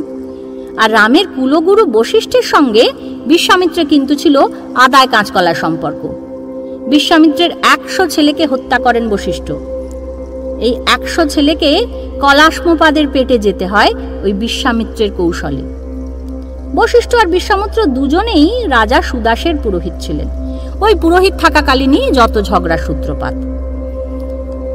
যে সত্যবতীর কথা আমরা শুনলাম, বিশ্বামিত্র দিদি, এই সত্যবতীর শ্বশুর ছিলেন ভৃগু। ভৃগু একদিন সত্যবতীকে বর দিতে চান। সত্যবতী নিজের জন্য তপস্বী ছেলে আর মায়ের জন্য অমিত তেজ সম্পন্ন একটি ছেলে চান। ভৃগু 2টো পাত্রে চরু দেন সত্যবতীকে। সাদা চরুটা সত্যবতীর আর লালটা তার মায়ের। সত্যবতীর মায়ের চক্রান্তে চরু গেল উল্টে। সত্যবতী খেলেন লাল চরু আর তার মা খেলেন সাদা চরু। এইবার ভুল বুঝতে পেরে সত্যবতী তো কেঁদে গিয়ে পড়লেন তার শ্বশুরের পায়ে। ভৃগু বললেন, তোমার মায়ের ছেলে জন্মসূত্রে ক্ষত্রিয় হলেও তার আচরণ হবে ব্রাহ্মণের মতো, আর তোমার ছেলে ব্রাহ্মণ বংশে জন্মালেও তার স্বভাব হবে ক্ষত্রিয়ের মতো, কারণ তুমি সাদার বদলে লাল চরু খেয়েছো, আর তোমার মা খেয়েছেন লালের বদলে সাদা। লাল রং হলো ক্ষত্রিয়ের প্রতীক আর সাদা রং হলো ব্রাহ্মণের প্রতীক। সত্যবতী প্রার্থনা করলেন যাতে ওই ক্ষত্রিয় স্বভাব তার ছেলের ওপর না বর্তিয়ে তার নাতির ওপর বর্তায়। ভৃগু বললেন তথাস্তু। সেই মতো সত্যবতীর মা জন্ম দিলেন ব্রহ্মর্ষি বিশ্বামিত্রের। আর সত্যবতীর ঋষিকল্প ছেলে যমদগ্নির ঔরসে জন্মালেন পরশুরাম, যিনি 21 বার পৃথিবীকে নিক্ষত্রিয় করেছিলেন। সে গল্প যদি কখনো পারি জানাবো।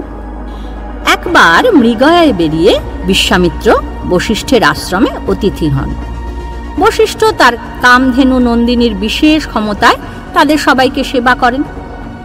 এইবার সেই বিশেষ ক্ষমতা সম্পন্ন কামধেনুকে দেখে বিশ্বামিত্র তো তাকে চাই, নন্দিনীকে পেতে চাইলেন 1000 গাভীর বিনিময়ে। বশিষ্ঠকে বললেন, আমি তোমাকে 1000টা গরু দেব, তুমি আমাকে এই বিশেষ গুণ সম্পন্ন গাভীটি দাও। কিন্তু বশিষ্ঠ তো রাজি হলেন না, তাই কখনো কেউ দেয়? বিবাদ শুরু হলো।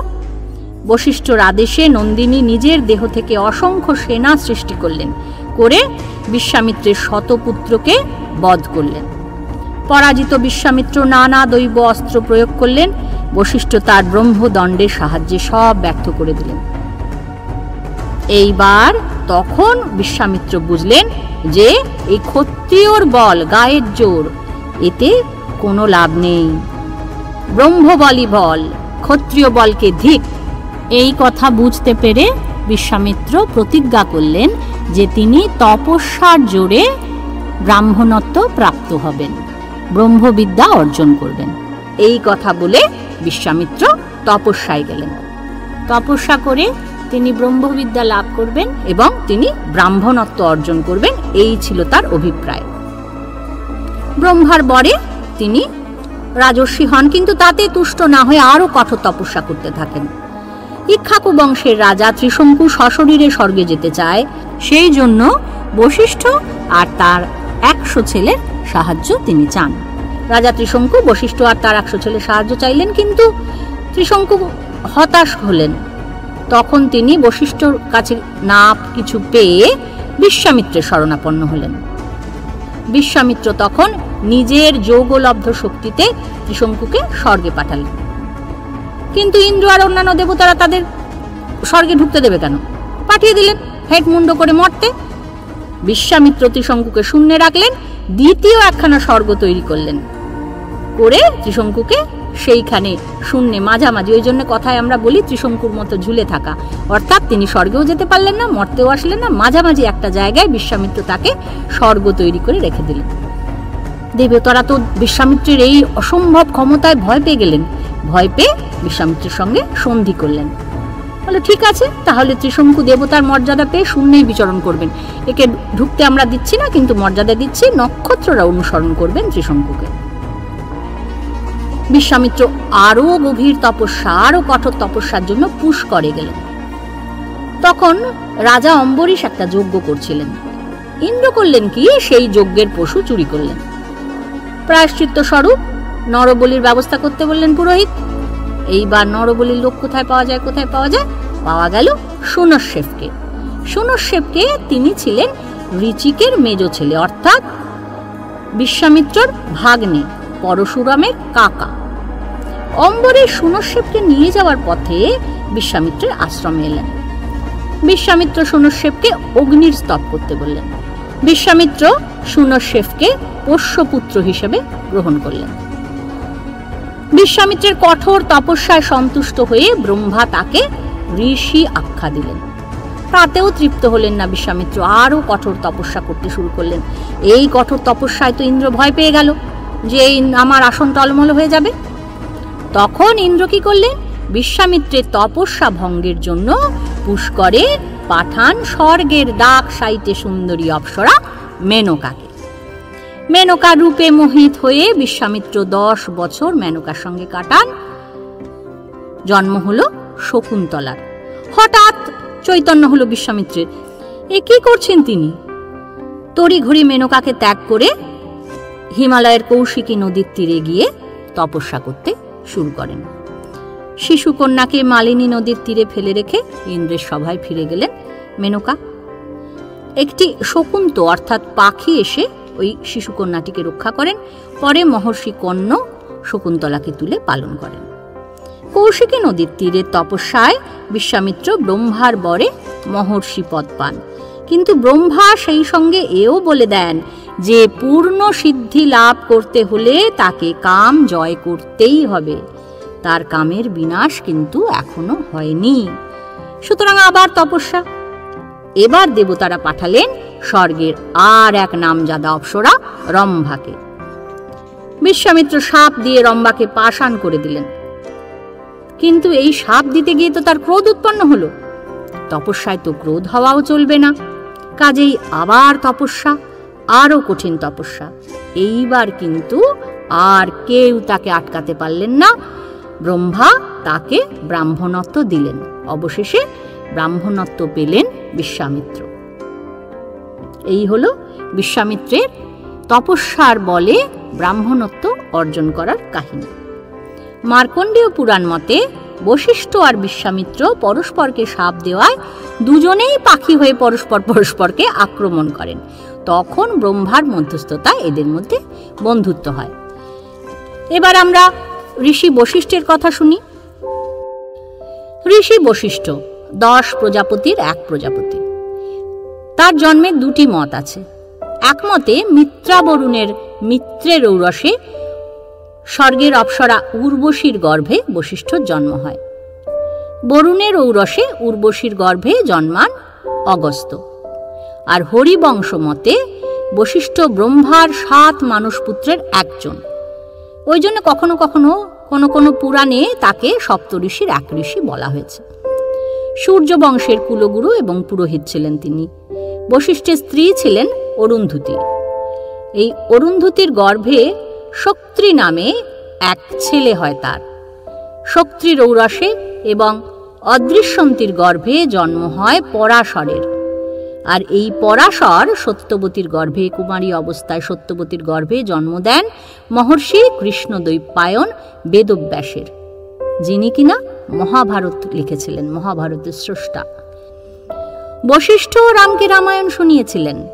সেই রামায়ণই যোগাবাশিষ্ট রামায়ণ। এই রামায়ণকে বলা হয় যোগাবাশিষ্ট রামায়ণ। নন্দিনী নামে এক কামধনু ছিল বশিষ্ঠের। মৃগয়ায় বেরিয়ে তৃষ্ণার্ত বিশ্বামিত্র একবার সদল বলে এসেছিলেন বশিষ্ঠের আশ্রমে, এবং সেইখানে তিনি নন্দিনীকে দেখেছিলেন, এবং তাই নিয়ে বশিষ্ঠর সঙ্গে শুরু হয় তার গণ্ডগোল। এই কাহিনী আমরা আগেই শুনলাম, সুতরাং সেটাতে আর যাচ্ছি না। এই রাজ্য ত্যাগ করে তপস্যা শুরু করলেন বিশ্বামিত্র, এবং বিশ্বামিত্র ব্রহ্মর্ষি হলেন। সেই সমস্ত তো কাহিনী আমরা শুনলাম। ইক্ষ্বাকু বংশের রাজা কলাস্মপাদ এক বিবাদের সূত্র ধরে বশিষ্ঠের ছেলে শক্তিকে কষাঘাত করেন। শক্তি অভিশাপ দেন, তুমি নরমাংসভোজী হবে। বিশ্বামিত্রের কৌশলে কলাস্মপাদ রাক্ষস হয়ে শক্তিকেই খেয়ে ফেলেন, এবং একে একে বশিষ্ঠের 100 ছেলেকেই খেয়ে ফেললেন। আত্মহত্যা করতে যান বশিষ্ঠ, বিফল হন।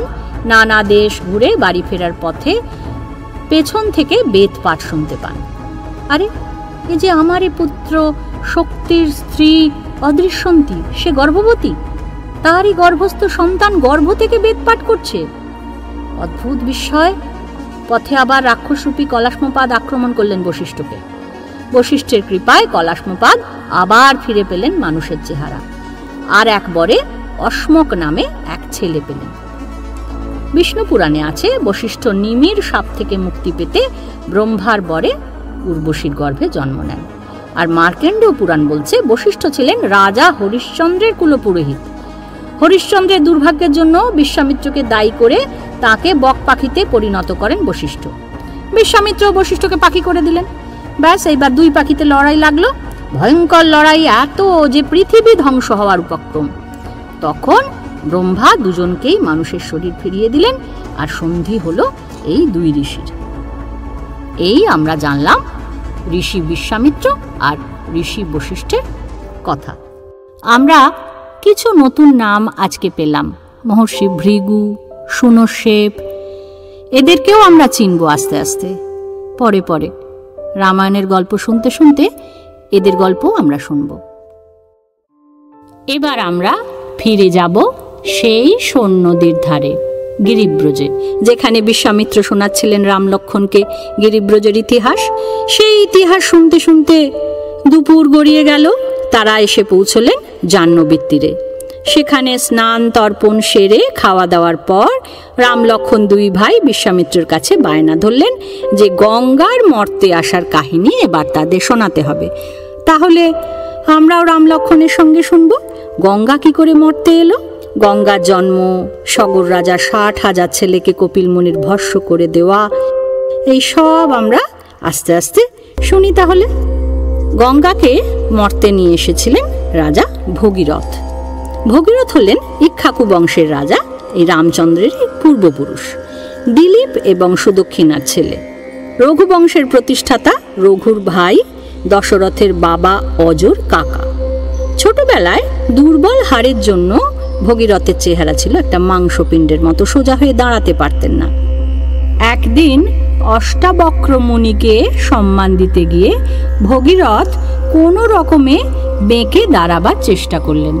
আর অষ্টাবক্র মুনি, তারও বেঁকা চেহারা ছিল। তার নামটা শুনেই বোঝা যাচ্ছে অষ্টাবক্র তার নাম, তার বেঁকা চেহারা ছিল।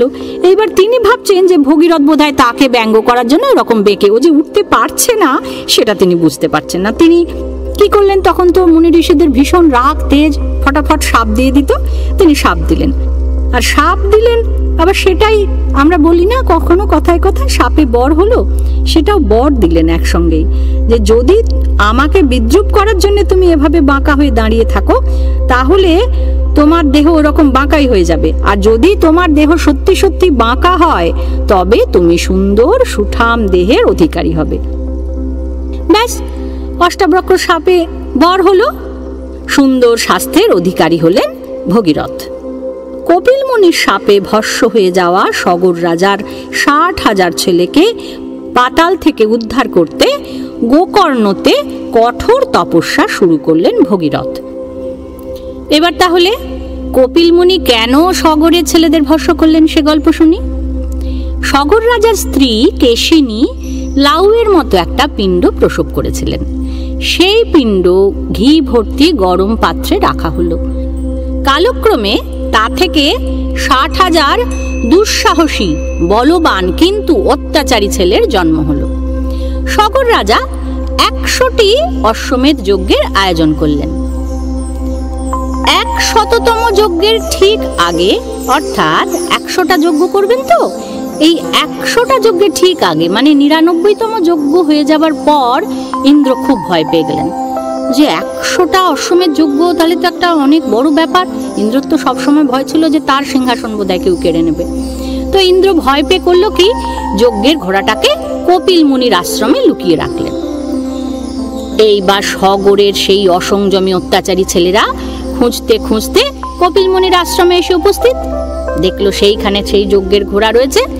এইবার মুনিকে চোর ভেবে মুনির ওপর তারা অত্যাচার করতে শুরু করলো। রাগে মুনি তাদের ভস্ম করে দিলেন। এইবার সগরের নাতি অংশুমান অনেক পরে কপিল মুনিকে তুষ্ট করে যজ্ঞের ঘোড়া ফিরিয়ে নিয়ে যান এবং যজ্ঞ শেষ করেন। সগর রাজার এই 60,000 ছেলেকে শাপমুক্ত করার জন্য ভগীরথ গোকর্ণতে ভীষণ একটি সাধনায় বসলেন ব্রহ্মাকে তুষ্ট করার জন্য। ব্রহ্মা খুশি হলেন। ব্রহ্মা খুশি হয়ে বর দিতে চাইলেন। ভগীরথ 2টি বর চাইলেন। প্রথম বর, আমাদের বংশ যেন লোপ না পায়, আর দ্বিতীয় বর হচ্ছে কপিলের শাপে এই যে ভস্ম হয়ে গেছে সগর রাজার 60,000 ছেলে, এরা যেন গঙ্গার জলে পবিত্র হয়ে শাপমুক্ত হয়ে স্বর্গে যেতে পারে। ব্রহ্মা রাজি হলেন। প্রথম বরে তো রাজি হলেন। এবার দ্বিতীয় বরের ব্যাপারে ব্রহ্মা বললেন যে আচ্ছা, গঙ্গারকে যে নিয়ে আসবে তুমি পৃথিবীতে, তা গঙ্গার বেগকে ধারণ করবে। অসম্ভব বেগ গঙ্গার, সে তো একমাত্র মহাদেব পারে তার বেগকে ধারণ করতে। তাকে কি তুমি প্রসন্ন করতে পারবে? ভগীরথ বললেন ঠিক আছে, আমি তপস্যা করে মহাদেবকে তুষ্ট করব। ভগীরথ তপস্যা করলেন মহাদেবের। তপস্যায় মহাদেব খুশি হয়ে গঙ্গার বেগ ধারণ করতে রাজি হলেন। তিনি বললেন আমি আমার জটায় গঙ্গাকে ধরে রাখব। কিন্তু গঙ্গা দুষ্টুমি করে মহাদেবকে শুদ্ধ ভাসিয়ে নিয়ে যেতে চাইলেন পাতালে। গঙ্গার দুষ্টুমির কথা টের পেয়ে মহাদেব 1000 বছর গঙ্গাকে আটকে রাখলেন তার জটায়। ভগীরথ আবার শুরু করলেন মহাদেবের তপস্যা। মহাদেব খুশি হয়ে গঙ্গাকে ছেড়ে দিলেন। গঙ্গা 7টা ধারায় নেমে এলেন মর্তে। 3টে ধারা গেল পূবে আর 3টে পশ্চিমে, আর 7ম ধারা ভগীরথ নিজে নিয়ে চললেন উত্তর থেকে দক্ষিণে। ভগীরথ গঙ্গাকে পথ দেখিয়ে এনেছিলেন বলে গঙ্গার এই ধারার নাম হয় ভাগীরথী।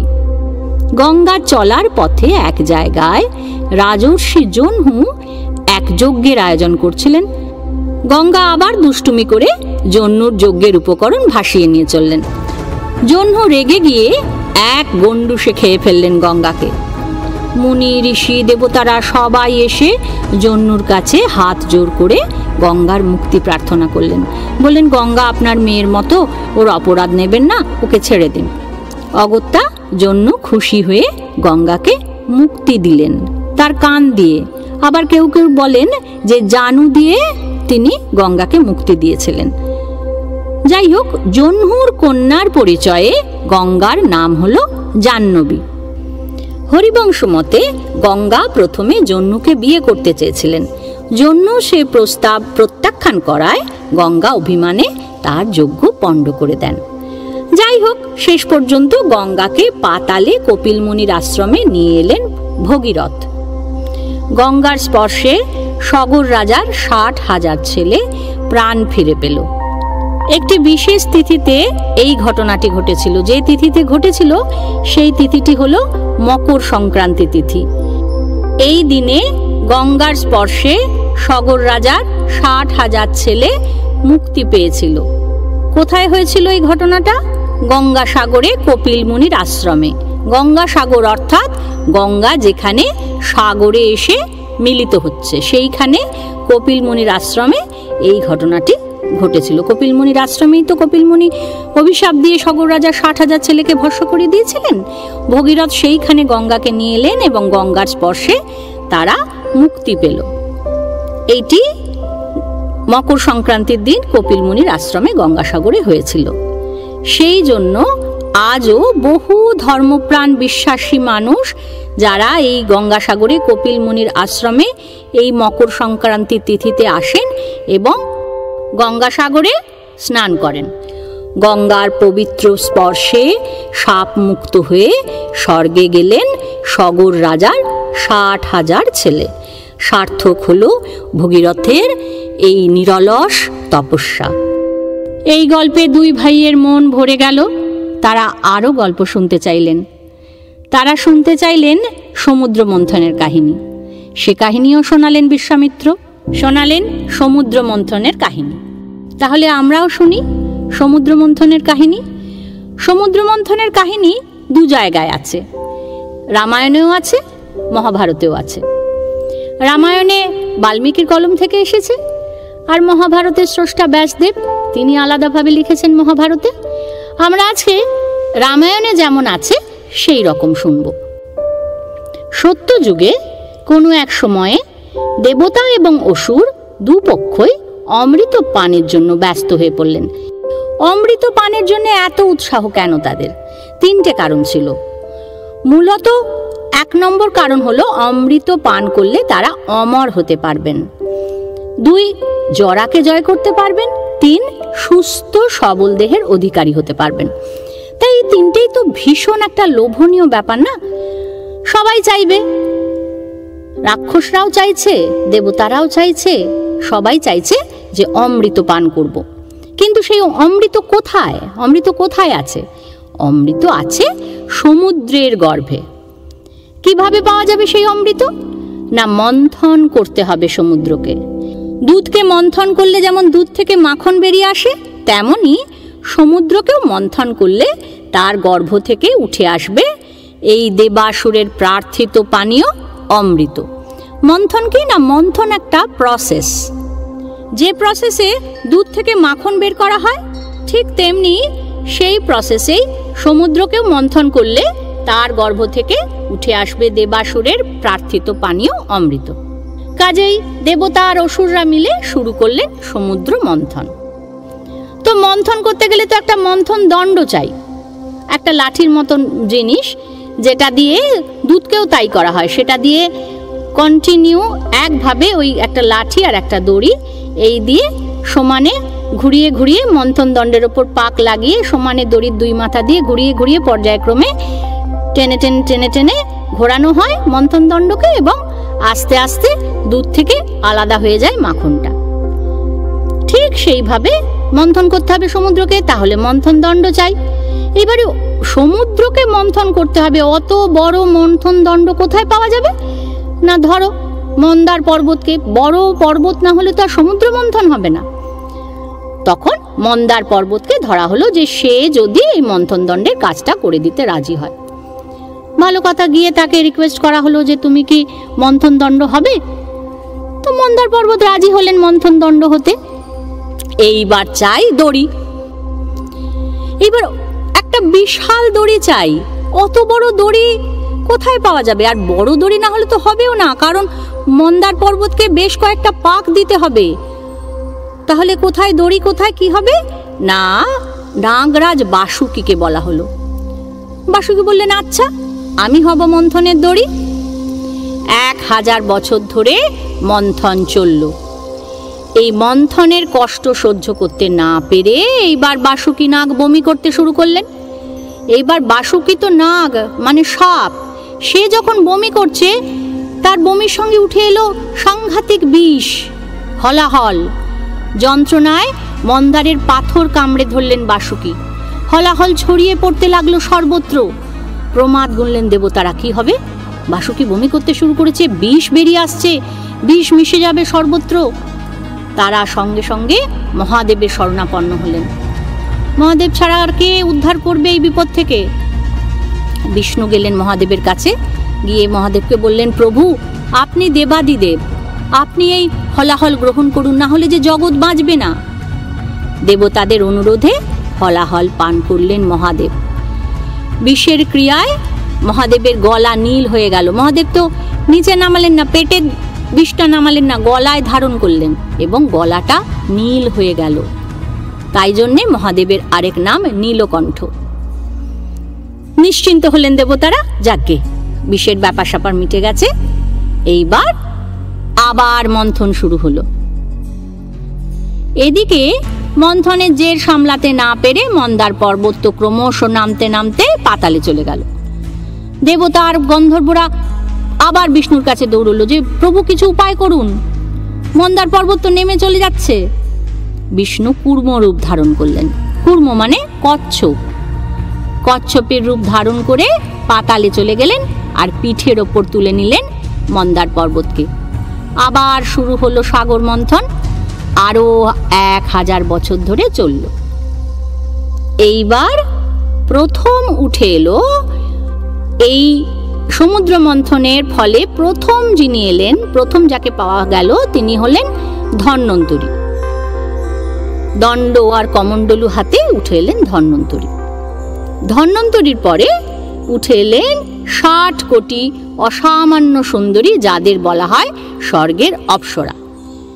অপ্সরা কেন নাম হলো? না, ক্ষীর সমুদ্রের অপ মানে জল, জলের সার থেকে তারা উঠে এসেছেন বলে তাদের নাম হলো অপ্সরা। এরপর উঠে এলেন বরুণের মেয়ে বারুণী, অর্থাৎ সুরা বা মদ। বারুণী উঠেই বলতে লাগলো, আমায় কে নেবে, আমায় কে নেবে। দেবতারা নিয়ে নিল সুরাকে, তাই জন্যে তারা হলেন সুর। আর দিতির ছেলেরা, অর্থাৎ যারা দৈত্য, দিতির সন্তানকে দৈত্য বলা হয় তো, তারা তাকে নিলেন না, তাই জন্যে তারা হলেন অসুর। সুরা পেয়ে সুরা পান করে দেবতারা বেশ হৃষ্টপুষ্ট হয়ে উঠল। এরপর আস্তে আস্তে একে একে আরো উঠলেন, আরো এলেন উচ্চশ্রৈবা। উচ্চশ্রৈবা হলো ঘোড়া। কৌস্তুভ, কৌস্তুভ একটি মণি। সবার শেষে দেবাসুরের বহু আকাঙ্ক্ষিত অমৃত উঠে এল। এইবার এই অমৃতের অধিকার নিয়ে দেবাসুরের মধ্যে প্রচন্ড লড়াই লেগে গেল। এ বলছে আমরা নেব, ও বলছে আমরা নেব। এইবার অসুররা সংখ্যায় কম, দেবতারা বেশি, তাই জন্য রাক্ষসরাও অসুরদের সঙ্গে হয়ে গেল, অসুরদের দলে। এইবার দেবতা, অসুর, রাক্ষস সবাই মিলে যুদ্ধ করতে ব্যস্ত, একে অপরের সঙ্গে যুদ্ধ। বিষ্ণু করলেন কি, সেই ফাঁকে এক অসামান্য সুন্দরী নারীর রূপ ধরে ওই অমৃত কলসটি লুকিয়ে ফেললেন। আর এই রাক্ষস, অসুর, এদের তো এরা নিজেদের মধ্যে যুদ্ধ করছে, এরা কেউই সেটা লক্ষ্য করলো না। আর যে 2-1 বিষ্ণুর পিছু নিয়েছিলেন, বিষ্ণু তাদেরকে পিষে মেরে ফেললেন। আর দেবতাদের হাতে মারা গেলেন অসংখ্য অসুর, কারণ দেবতারা তো সুরা পান করে বেশ হৃষ্টপুষ্ট হয়ে উঠেছে ততদিনে, অসুররা তা হতে পারেনি, তাই জন্য দেবতাদের হাতে অসুররা মারা গেল। যুদ্ধে জয়ী হয়ে ইন্দ্র ত্রিলোকের রাজা হয়ে রাজ্য শাসন করতে লাগলেন এবং দেবতারা সেই অমৃত পান করে অমরত্ব লাভ করলেন। তাহলে বোঝা গেল, সমুদ্র মন্থনের জন্য প্রচণ্ড পরিশ্রম করেও এক ফোঁটাও অমৃত পেলেন না অসুররা, পুরোটাই পেলেন দেবতারা। স্রেফ বিষ্ণুর ক্ষুরধার বুদ্ধির জোরে আর অমিত শক্তিতে দেবতারা অমৃতের অধিকারী হলেন।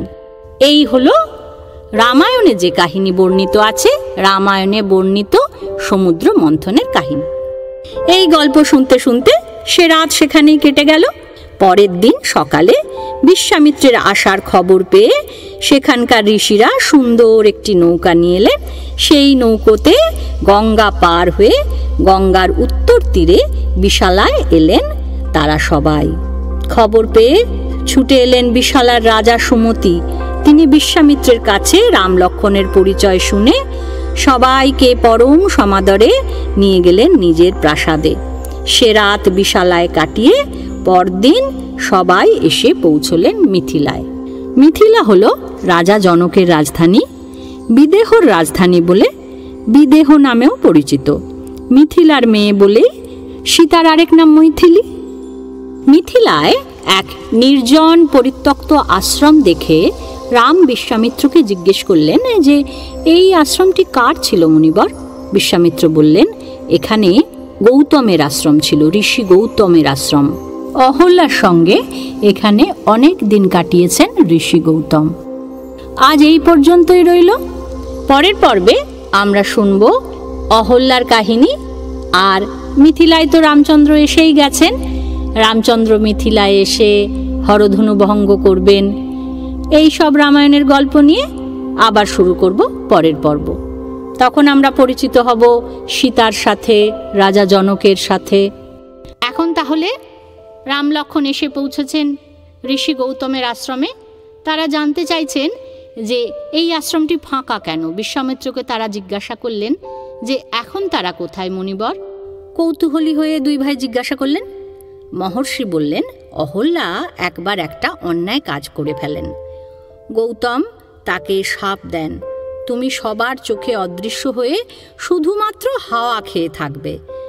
কয়েক হাজার বছর পর যখন রামচন্দ্র এখানে আসবেন, তার সেবা করে তুমি শাপমুক্ত হবে।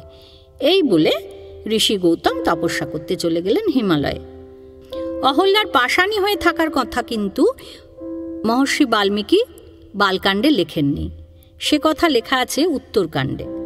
আর উত্তরকাণ্ড সেটা তো বাল্মীকির লেখা নয়, আগেই বলেছি। পণ্ডিতরা ধারণা করেন যে এটা বাল্মীকির লেখা নয়। তো যেহেতু এখানে বাল্মীকি রামায়ণকেই অনুসরণ করার চেষ্টা করছি, তাই জন্যে অহল্যার পাষাণী হয়ে থাকার গল্প এখানে বললাম না। অহল্যা নামের অর্থ হল ব্রহ্মার সৃষ্টি করা নিখুঁত সুন্দরী এক নারী। হল কথার অর্থ খুঁত। অহল্যা, যার কোনো খুঁত নেই। যাই হোক, রামচন্দ্র কিন্তু সেই আশ্রমে এসে অহল্যাকে দেখতে পেলেন। আর কেউ কিন্তু দেখতে পেলেন না, কারণ ঋষি গৌতমের শাপে রাম ছাড়া সবার চোখেই তিনি অদৃশ্য। হাজার হাজার বছর ধরে জপ তপ ইত্যাদিতে অহল্যা যেন দেবীর রূপ ধারণ করেছেন। রামচন্দ্রের দর্শনে শাপমুক্ত হলেন অহল্যা। এবার লক্ষ্মণ আর বিশ্বামিত্র তাকে দেখতে পেলেন। যখন শাপমুক্ত হয়ে গেলেন অহল্যা, তখন সবাই দেখতে পেলেন। অহল্যা এই দুই ভাইকে প্রণাম করলেন, দুই ভাইয়ের পায়ে অর্ঘ্য দিয়ে পুজোও করলেন। আবার ঋষি গৌতম তাকে গ্রহণ করলেন, আর বিশ্বামিত্র রাম লক্ষ্মণকে নিয়ে চলে গেলেন জনক রাজার বাড়ি। এইবার রাজা জনকের যজ্ঞ সভায় উপস্থিত হলেন রাম লক্ষ্মণ সহ বিশ্বামিত্র মুনি। রাজা জনক ছিলেন মিথিলার রাজা। তার আসল নাম শিরোধ্বজ।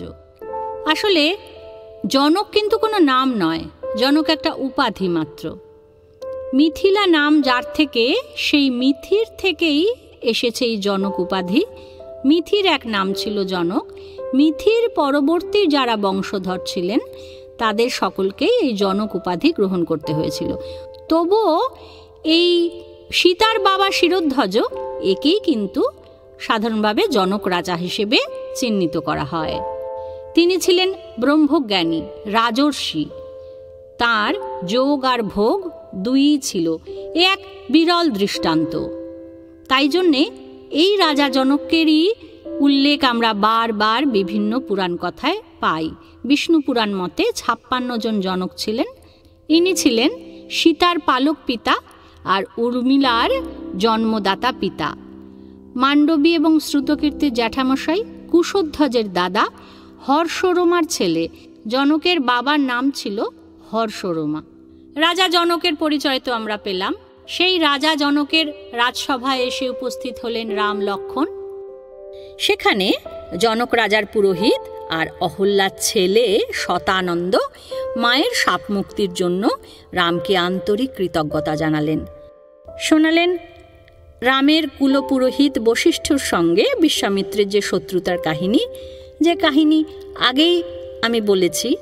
আরেকটা কাহিনী শোনালেন ত্রিশঙ্কুর উপাখ্যান আর বিশ্বামিত্রের ব্রাহ্মণত্ব লাভের কাহিনী। এই কাহিনীগুলো আমরা আগেই শুনেছি। এই সব কাহিনী শুনতে শুনতে সেই রাত কেটে গেল। পরদিন সকালে বিশ্বামিত্র জনক রাজাকে ডেকে বললেন, রাজর্ষি, আপনার কাছে যে হরধনু আছে তা এই দুই বালককে একবার যদি দেখান। রাজা জনক বললেন যে ধনুক আমি নিশ্চয়ই দেখাবো মহর্ষি, তবে তার আগে এই দুই রাজপুত্রের জন্য এই ধনুক সম্পর্কে দু চারটে কথা আগে বলে নেব। এই ধনুক ছিল মহাদেবের। দক্ষ যজ্ঞের সময় যজ্ঞের ভাগ না পেয়ে এই ধনুক দিয়েই তিনি দেবতাদের মাথা কাটতে গিয়েছিলেন। দেবতারা অনেক স্তব স্তুতি করে তাকে শান্ত করেন। তারপর এই ধনুক তিনি দেবতাদের দিয়ে দেন। দেবতারা সেই ধনুক রেখে দেন আমারই পূর্বপুরুষ দেবরাতের কাছে। এদিকে একদিন চাষ করতে গিয়ে আমি লাঙলের ফলায় তৈরি হওয়া একটি রেখায় ফুটফুটে একটি শিশু কন্যাকে কুড়িয়ে পাই।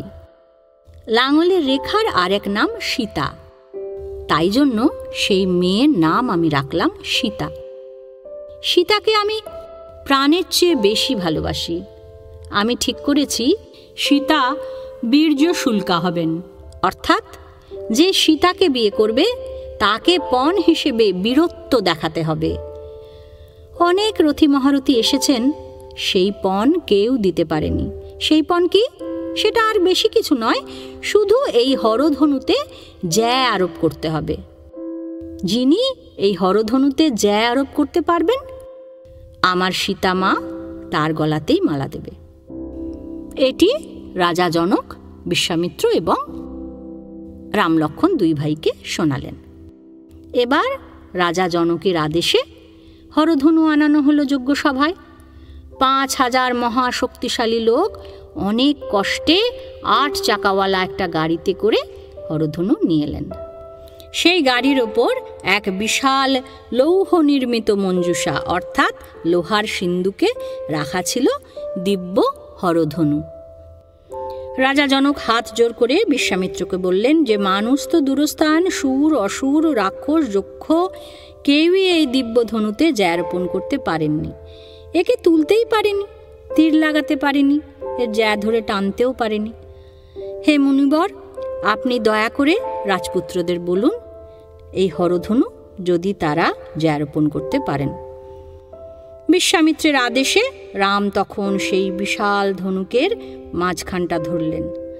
তারপর সবাইকে অবাক করে দিয়ে অবলীলায় তুলে নিলেন সেই মঞ্জুষা থেকে। অবলীলায় জ্যা রোপণ করলেন, জ্যা ধরে টানলেন। বাজ পড়ার মতো শব্দ করে হরধনু ভেঙে গেল। বিশাল পর্বত আচমকা ভেঙে পড়লে যেমন ভূমিকম্প হয়, হরধনু ভাঙার শব্দে ঠিক সেই রকমই ভূমিকম্প হলো। বিশ্বামিত্র, জনক, রাম আর লক্ষ্মণ এরা ছাড়া বাকি সবাই সেই ভয়ঙ্কর শব্দে আর ভূকম্পনে অজ্ঞান হয়ে গেলেন। বিস্ময়ে আনন্দে অধীর হলেন জনক। বললেন, মুনিবর, এ কি দেখলাম? এ যে আমার পরম সৌভাগ্য, আমার সীতামার পরম সৌভাগ্য।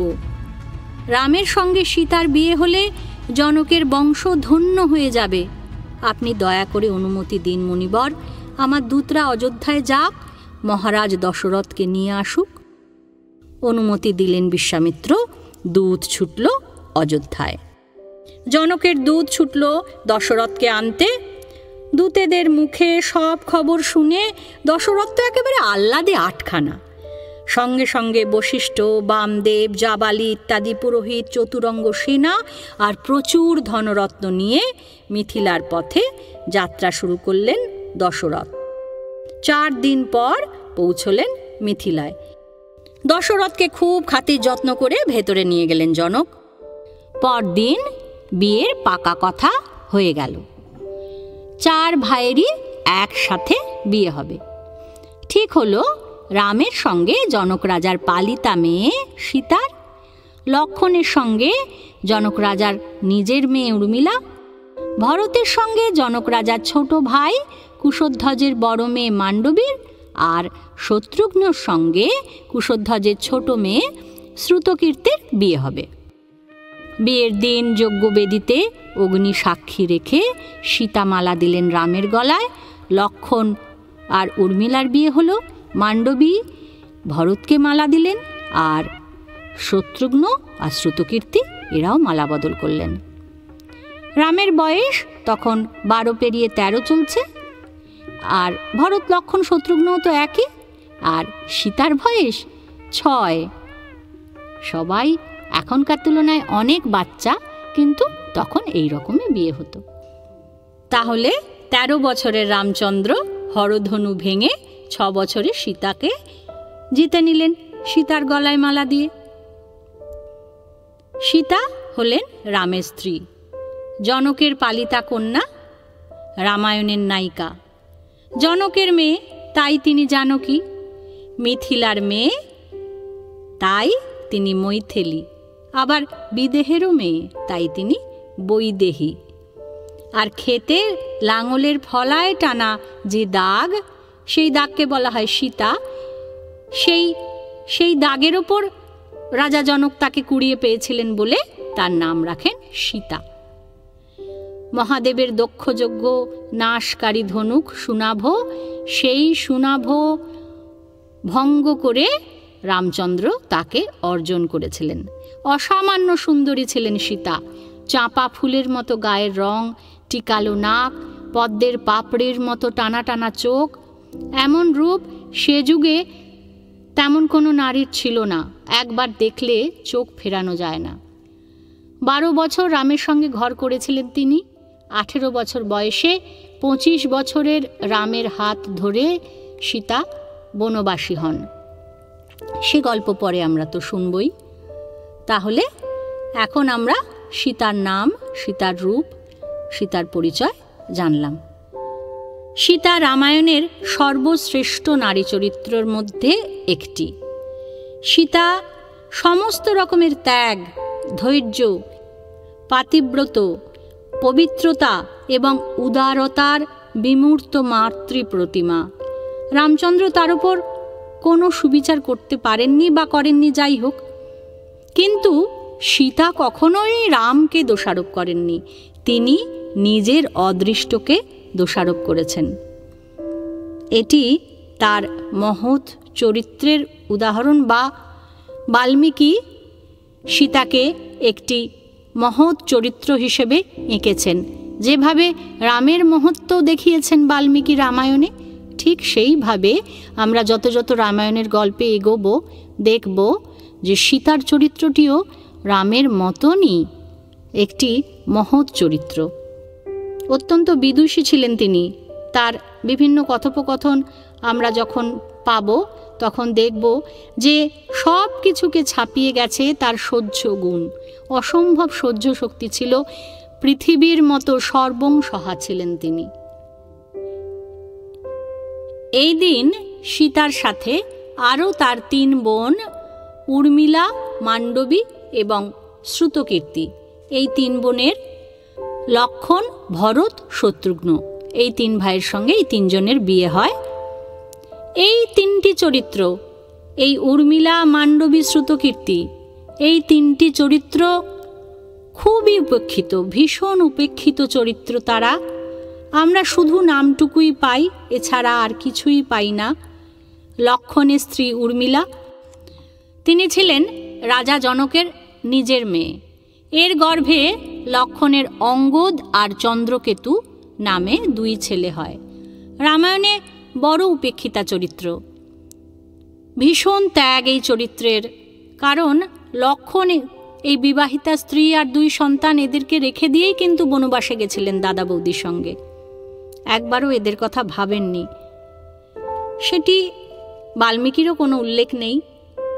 ঠিক তেমনই আরও 2 নারী চরিত্র যারা ছিলেন উল্লেখযোগ্য হতেই পারত।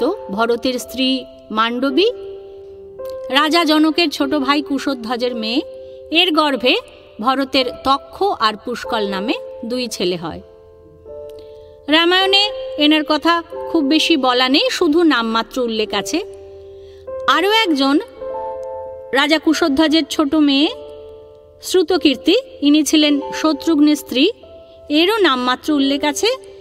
এর গর্ভে শত্রুঘ্নের সুবাহু আর শত্রুঘাতী নামে 2 ছেলে হয়। এইটুকুই। রামায়ণে এই চরিত্রগুলোর আর কোনো উল্লেখ নেই।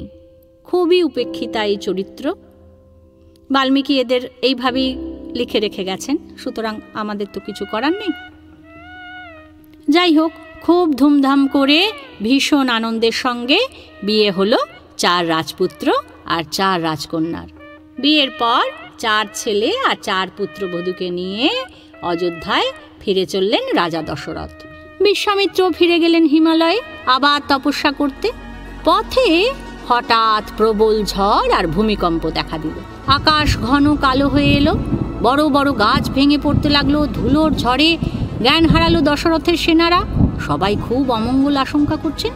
হঠাৎ সামনে দেখা দিলেন পরশুরাম, এক বিশাল চেহারার পুরুষ, মাথায় বিশাল জটা, কৈলাসের মতো অতিকায় চেহারা, গা থেকে যেন আগুন ঠিকরে বেরোচ্ছে, কাঁধে কুঠার, হাতে বিদ্যুতের মতো উজ্জ্বল এক ধনু আর বাণ।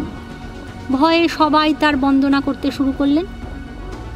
পরশুরাম রামকে ডেকে বললেন, শোনো রাম, আমি মহেন্দ্র পর্বতে তপস্যা করছিলাম, সেখানে খবর পেলাম তুমি নাকি হরধনু ভেঙে ফেলেছ। তা বেশ কথা, এবার এই ধনুকটাতে যদি তীর জুড়তে পারো তবে আমি বুঝব তুমি সত্যিকারের বীর, আর তা যদি পারো তাহলে আমি তোমার সঙ্গে যুদ্ধ করব। দশরথ হাত জোড় করলেন পরশুরামের কাছে, বললেন, রাম না বাঁচলে যে আমরা কেউ বাঁচব না, আপনি দয়া করে আমাদের বাঁচান। পরশুরাম দশরথের কোনো কথাই কানে তুললেন না। এই ধনুক ছিল বিষ্ণুর বলে তিনি হাতের ধনুকটি এগিয়ে দিলেন রামের দিকে। তুমি যে হরধনু ভেঙেছ তা ত্রিপুরাসুরকে বধ করবার জন্য দেবতারা দিয়েছিলেন মহাদেবকে, আর এই যে ধনুক দেখছো এ ছিল বিষ্ণুর, তাই এর নাম বিষ্ণু ধনু। এই 2 ধনুই তৈরি করেছেন বিশ্বকর্মা। একবার বিষ্ণুর সঙ্গে মহাদেবের মনোমালিন্য হয়, তখন বিষ্ণু এমন এক হুঙ্কার দেন যে হরধনুর ছিলা একেবারে আলগা হয়ে যায়। বিষ্ণু এই ধনুক দিয়েছিলেন আমার ঠাকুরদা ঋচিককে, ঋচিক দেন আমার বাবা যমদগ্নিকে। বাবার হাতে এই ধনু না থাকার সুযোগ নিয়ে কার্তবীর্যার্জুন বাবাকে হত্যা করেন। তার প্রতিশোধ নিতেই আমিও প্রতিজ্ঞা করি ক্ষত্রিয়দের আমি পৃথিবী থেকে নির্মূল করব। আমি 21 বার পৃথিবীকে নিক্ষত্রিয় করেছি, এবার তুমি তোমার বীরত্ব দেখাও। পরশুরামের এই আস্ফালন রাম সহ্য করতে পারছিলেন না, কিন্তু বাবা উপস্থিত ছিলেন বলে খুব নরম করে বললেন, আপনার কীর্তির কথা আমি জানি, কিন্তু আমার শক্তির অপমানও তাই বলে আমি সইব না। এই কথা বলে বিষ্ণু ধনুতে তীর জুড়লেন রাম। পরশুরামকে বললেন, নেহাত আপনি ব্রাহ্মণ, তার ওপর আবার ব্রহ্মর্ষি বিশ্বামিত্রের আত্মীয়, তাই আপনাকে মারলাম না। তবে এই তীর জুড়ে আমি হয় আপনার গতি আটকাবো, না হয় আপনি তপস্যার ফলে যেসব ঊর্ধ্বলোকে বাস করার অধিকার অর্জন করেছেন সব অধিকার আমি নষ্ট করে দেব। আপনি কি চান বলুন। রামের কথা শেষ হতে না হতেই পরশুরামের সব তেজ গিয়ে ঢুকলো রামের শরীরে। পরশুরাম জড় পদার্থের মতো নিস্তেজ হয়ে ফ্যাল করে তাকিয়ে রইলেন। পরশুরামের দর্প চূর্ণ হল। রামের কাছে প্রার্থনা জানালেন তিনি, হে রাম, আমি তোমাকে চিনতে পেরেছি, তুমি স্বয়ং ভগবান বিষ্ণু। হে প্রভু, তুমি কৃপা করে আমার তপবল হরণ করো, কিন্তু দোহাই তোমার, দয়া করে আমার গতিরোধ করো না, কারণ আমি কশ্যপকে বসুন্ধরা দান করায় পৃথিবীতে রাত্রিবাস করার অধিকার হারিয়েছি। আমি আবার মহেন্দ্র পর্বতে ফিরে গিয়ে তপস্যা করতে চাই। রাম পরশুরামের কথা রাখলেন। দুজনে দুজনকে প্রণাম করে যে যার পথে চলে গেলেন। রাম বিষ্ণুধনু বরুণকে দিয়ে দিলেন। এবার নির্বিঘ্নে 4 ছেলে আর 4 পুত্রবধূকে নিয়ে অযোধ্যায় ফিরে এলেন দশরথ। অযোধ্যায় আনন্দের হাট বসে গেল। নববধূরা এসেছে। কৌশল্যা, কৈকেয়ী, সুমিত্রা সহ রাজার আর সব রানী সেই নতুন বউদের বরণ করে ঘরে তুললেন। নতুন বউদের নিয়ে রাজকুমাররা বেশ সুখে দিন কাটাতে লাগলেন। ভরতের মামা যুধাজিৎ ভরতকে মামার বাড়িতে নিয়ে যেতে অযোধ্যায় এসেছিলেন। ভরত তখন মিথিলায় গেছেন বিয়ে করতে। যুধাজিৎও ভাগ্নের বিয়ে শুনে মিথিলায় গিয়ে বিয়ের আসরে যোগ দিলেন। মিথিলা থেকে অযোধ্যায় ফিরে যুধাজিৎ ভরতকে মামার বাড়ি কেকয় দেশে নিয়ে গেলেন, আর ভরতের সঙ্গে চলে গেলেন শত্রুঘ্ন। তাহলে ভরতের স্ত্রী, শত্রুঘ্ন এরা সবাই সস্ত্রীক মামার বাড়ি চলে গেলেন। ভরতের দাদামশাই অশ্বপতি ভরতকে দেখতে চান, তাই এই মামার বাড়ি যাত্রা।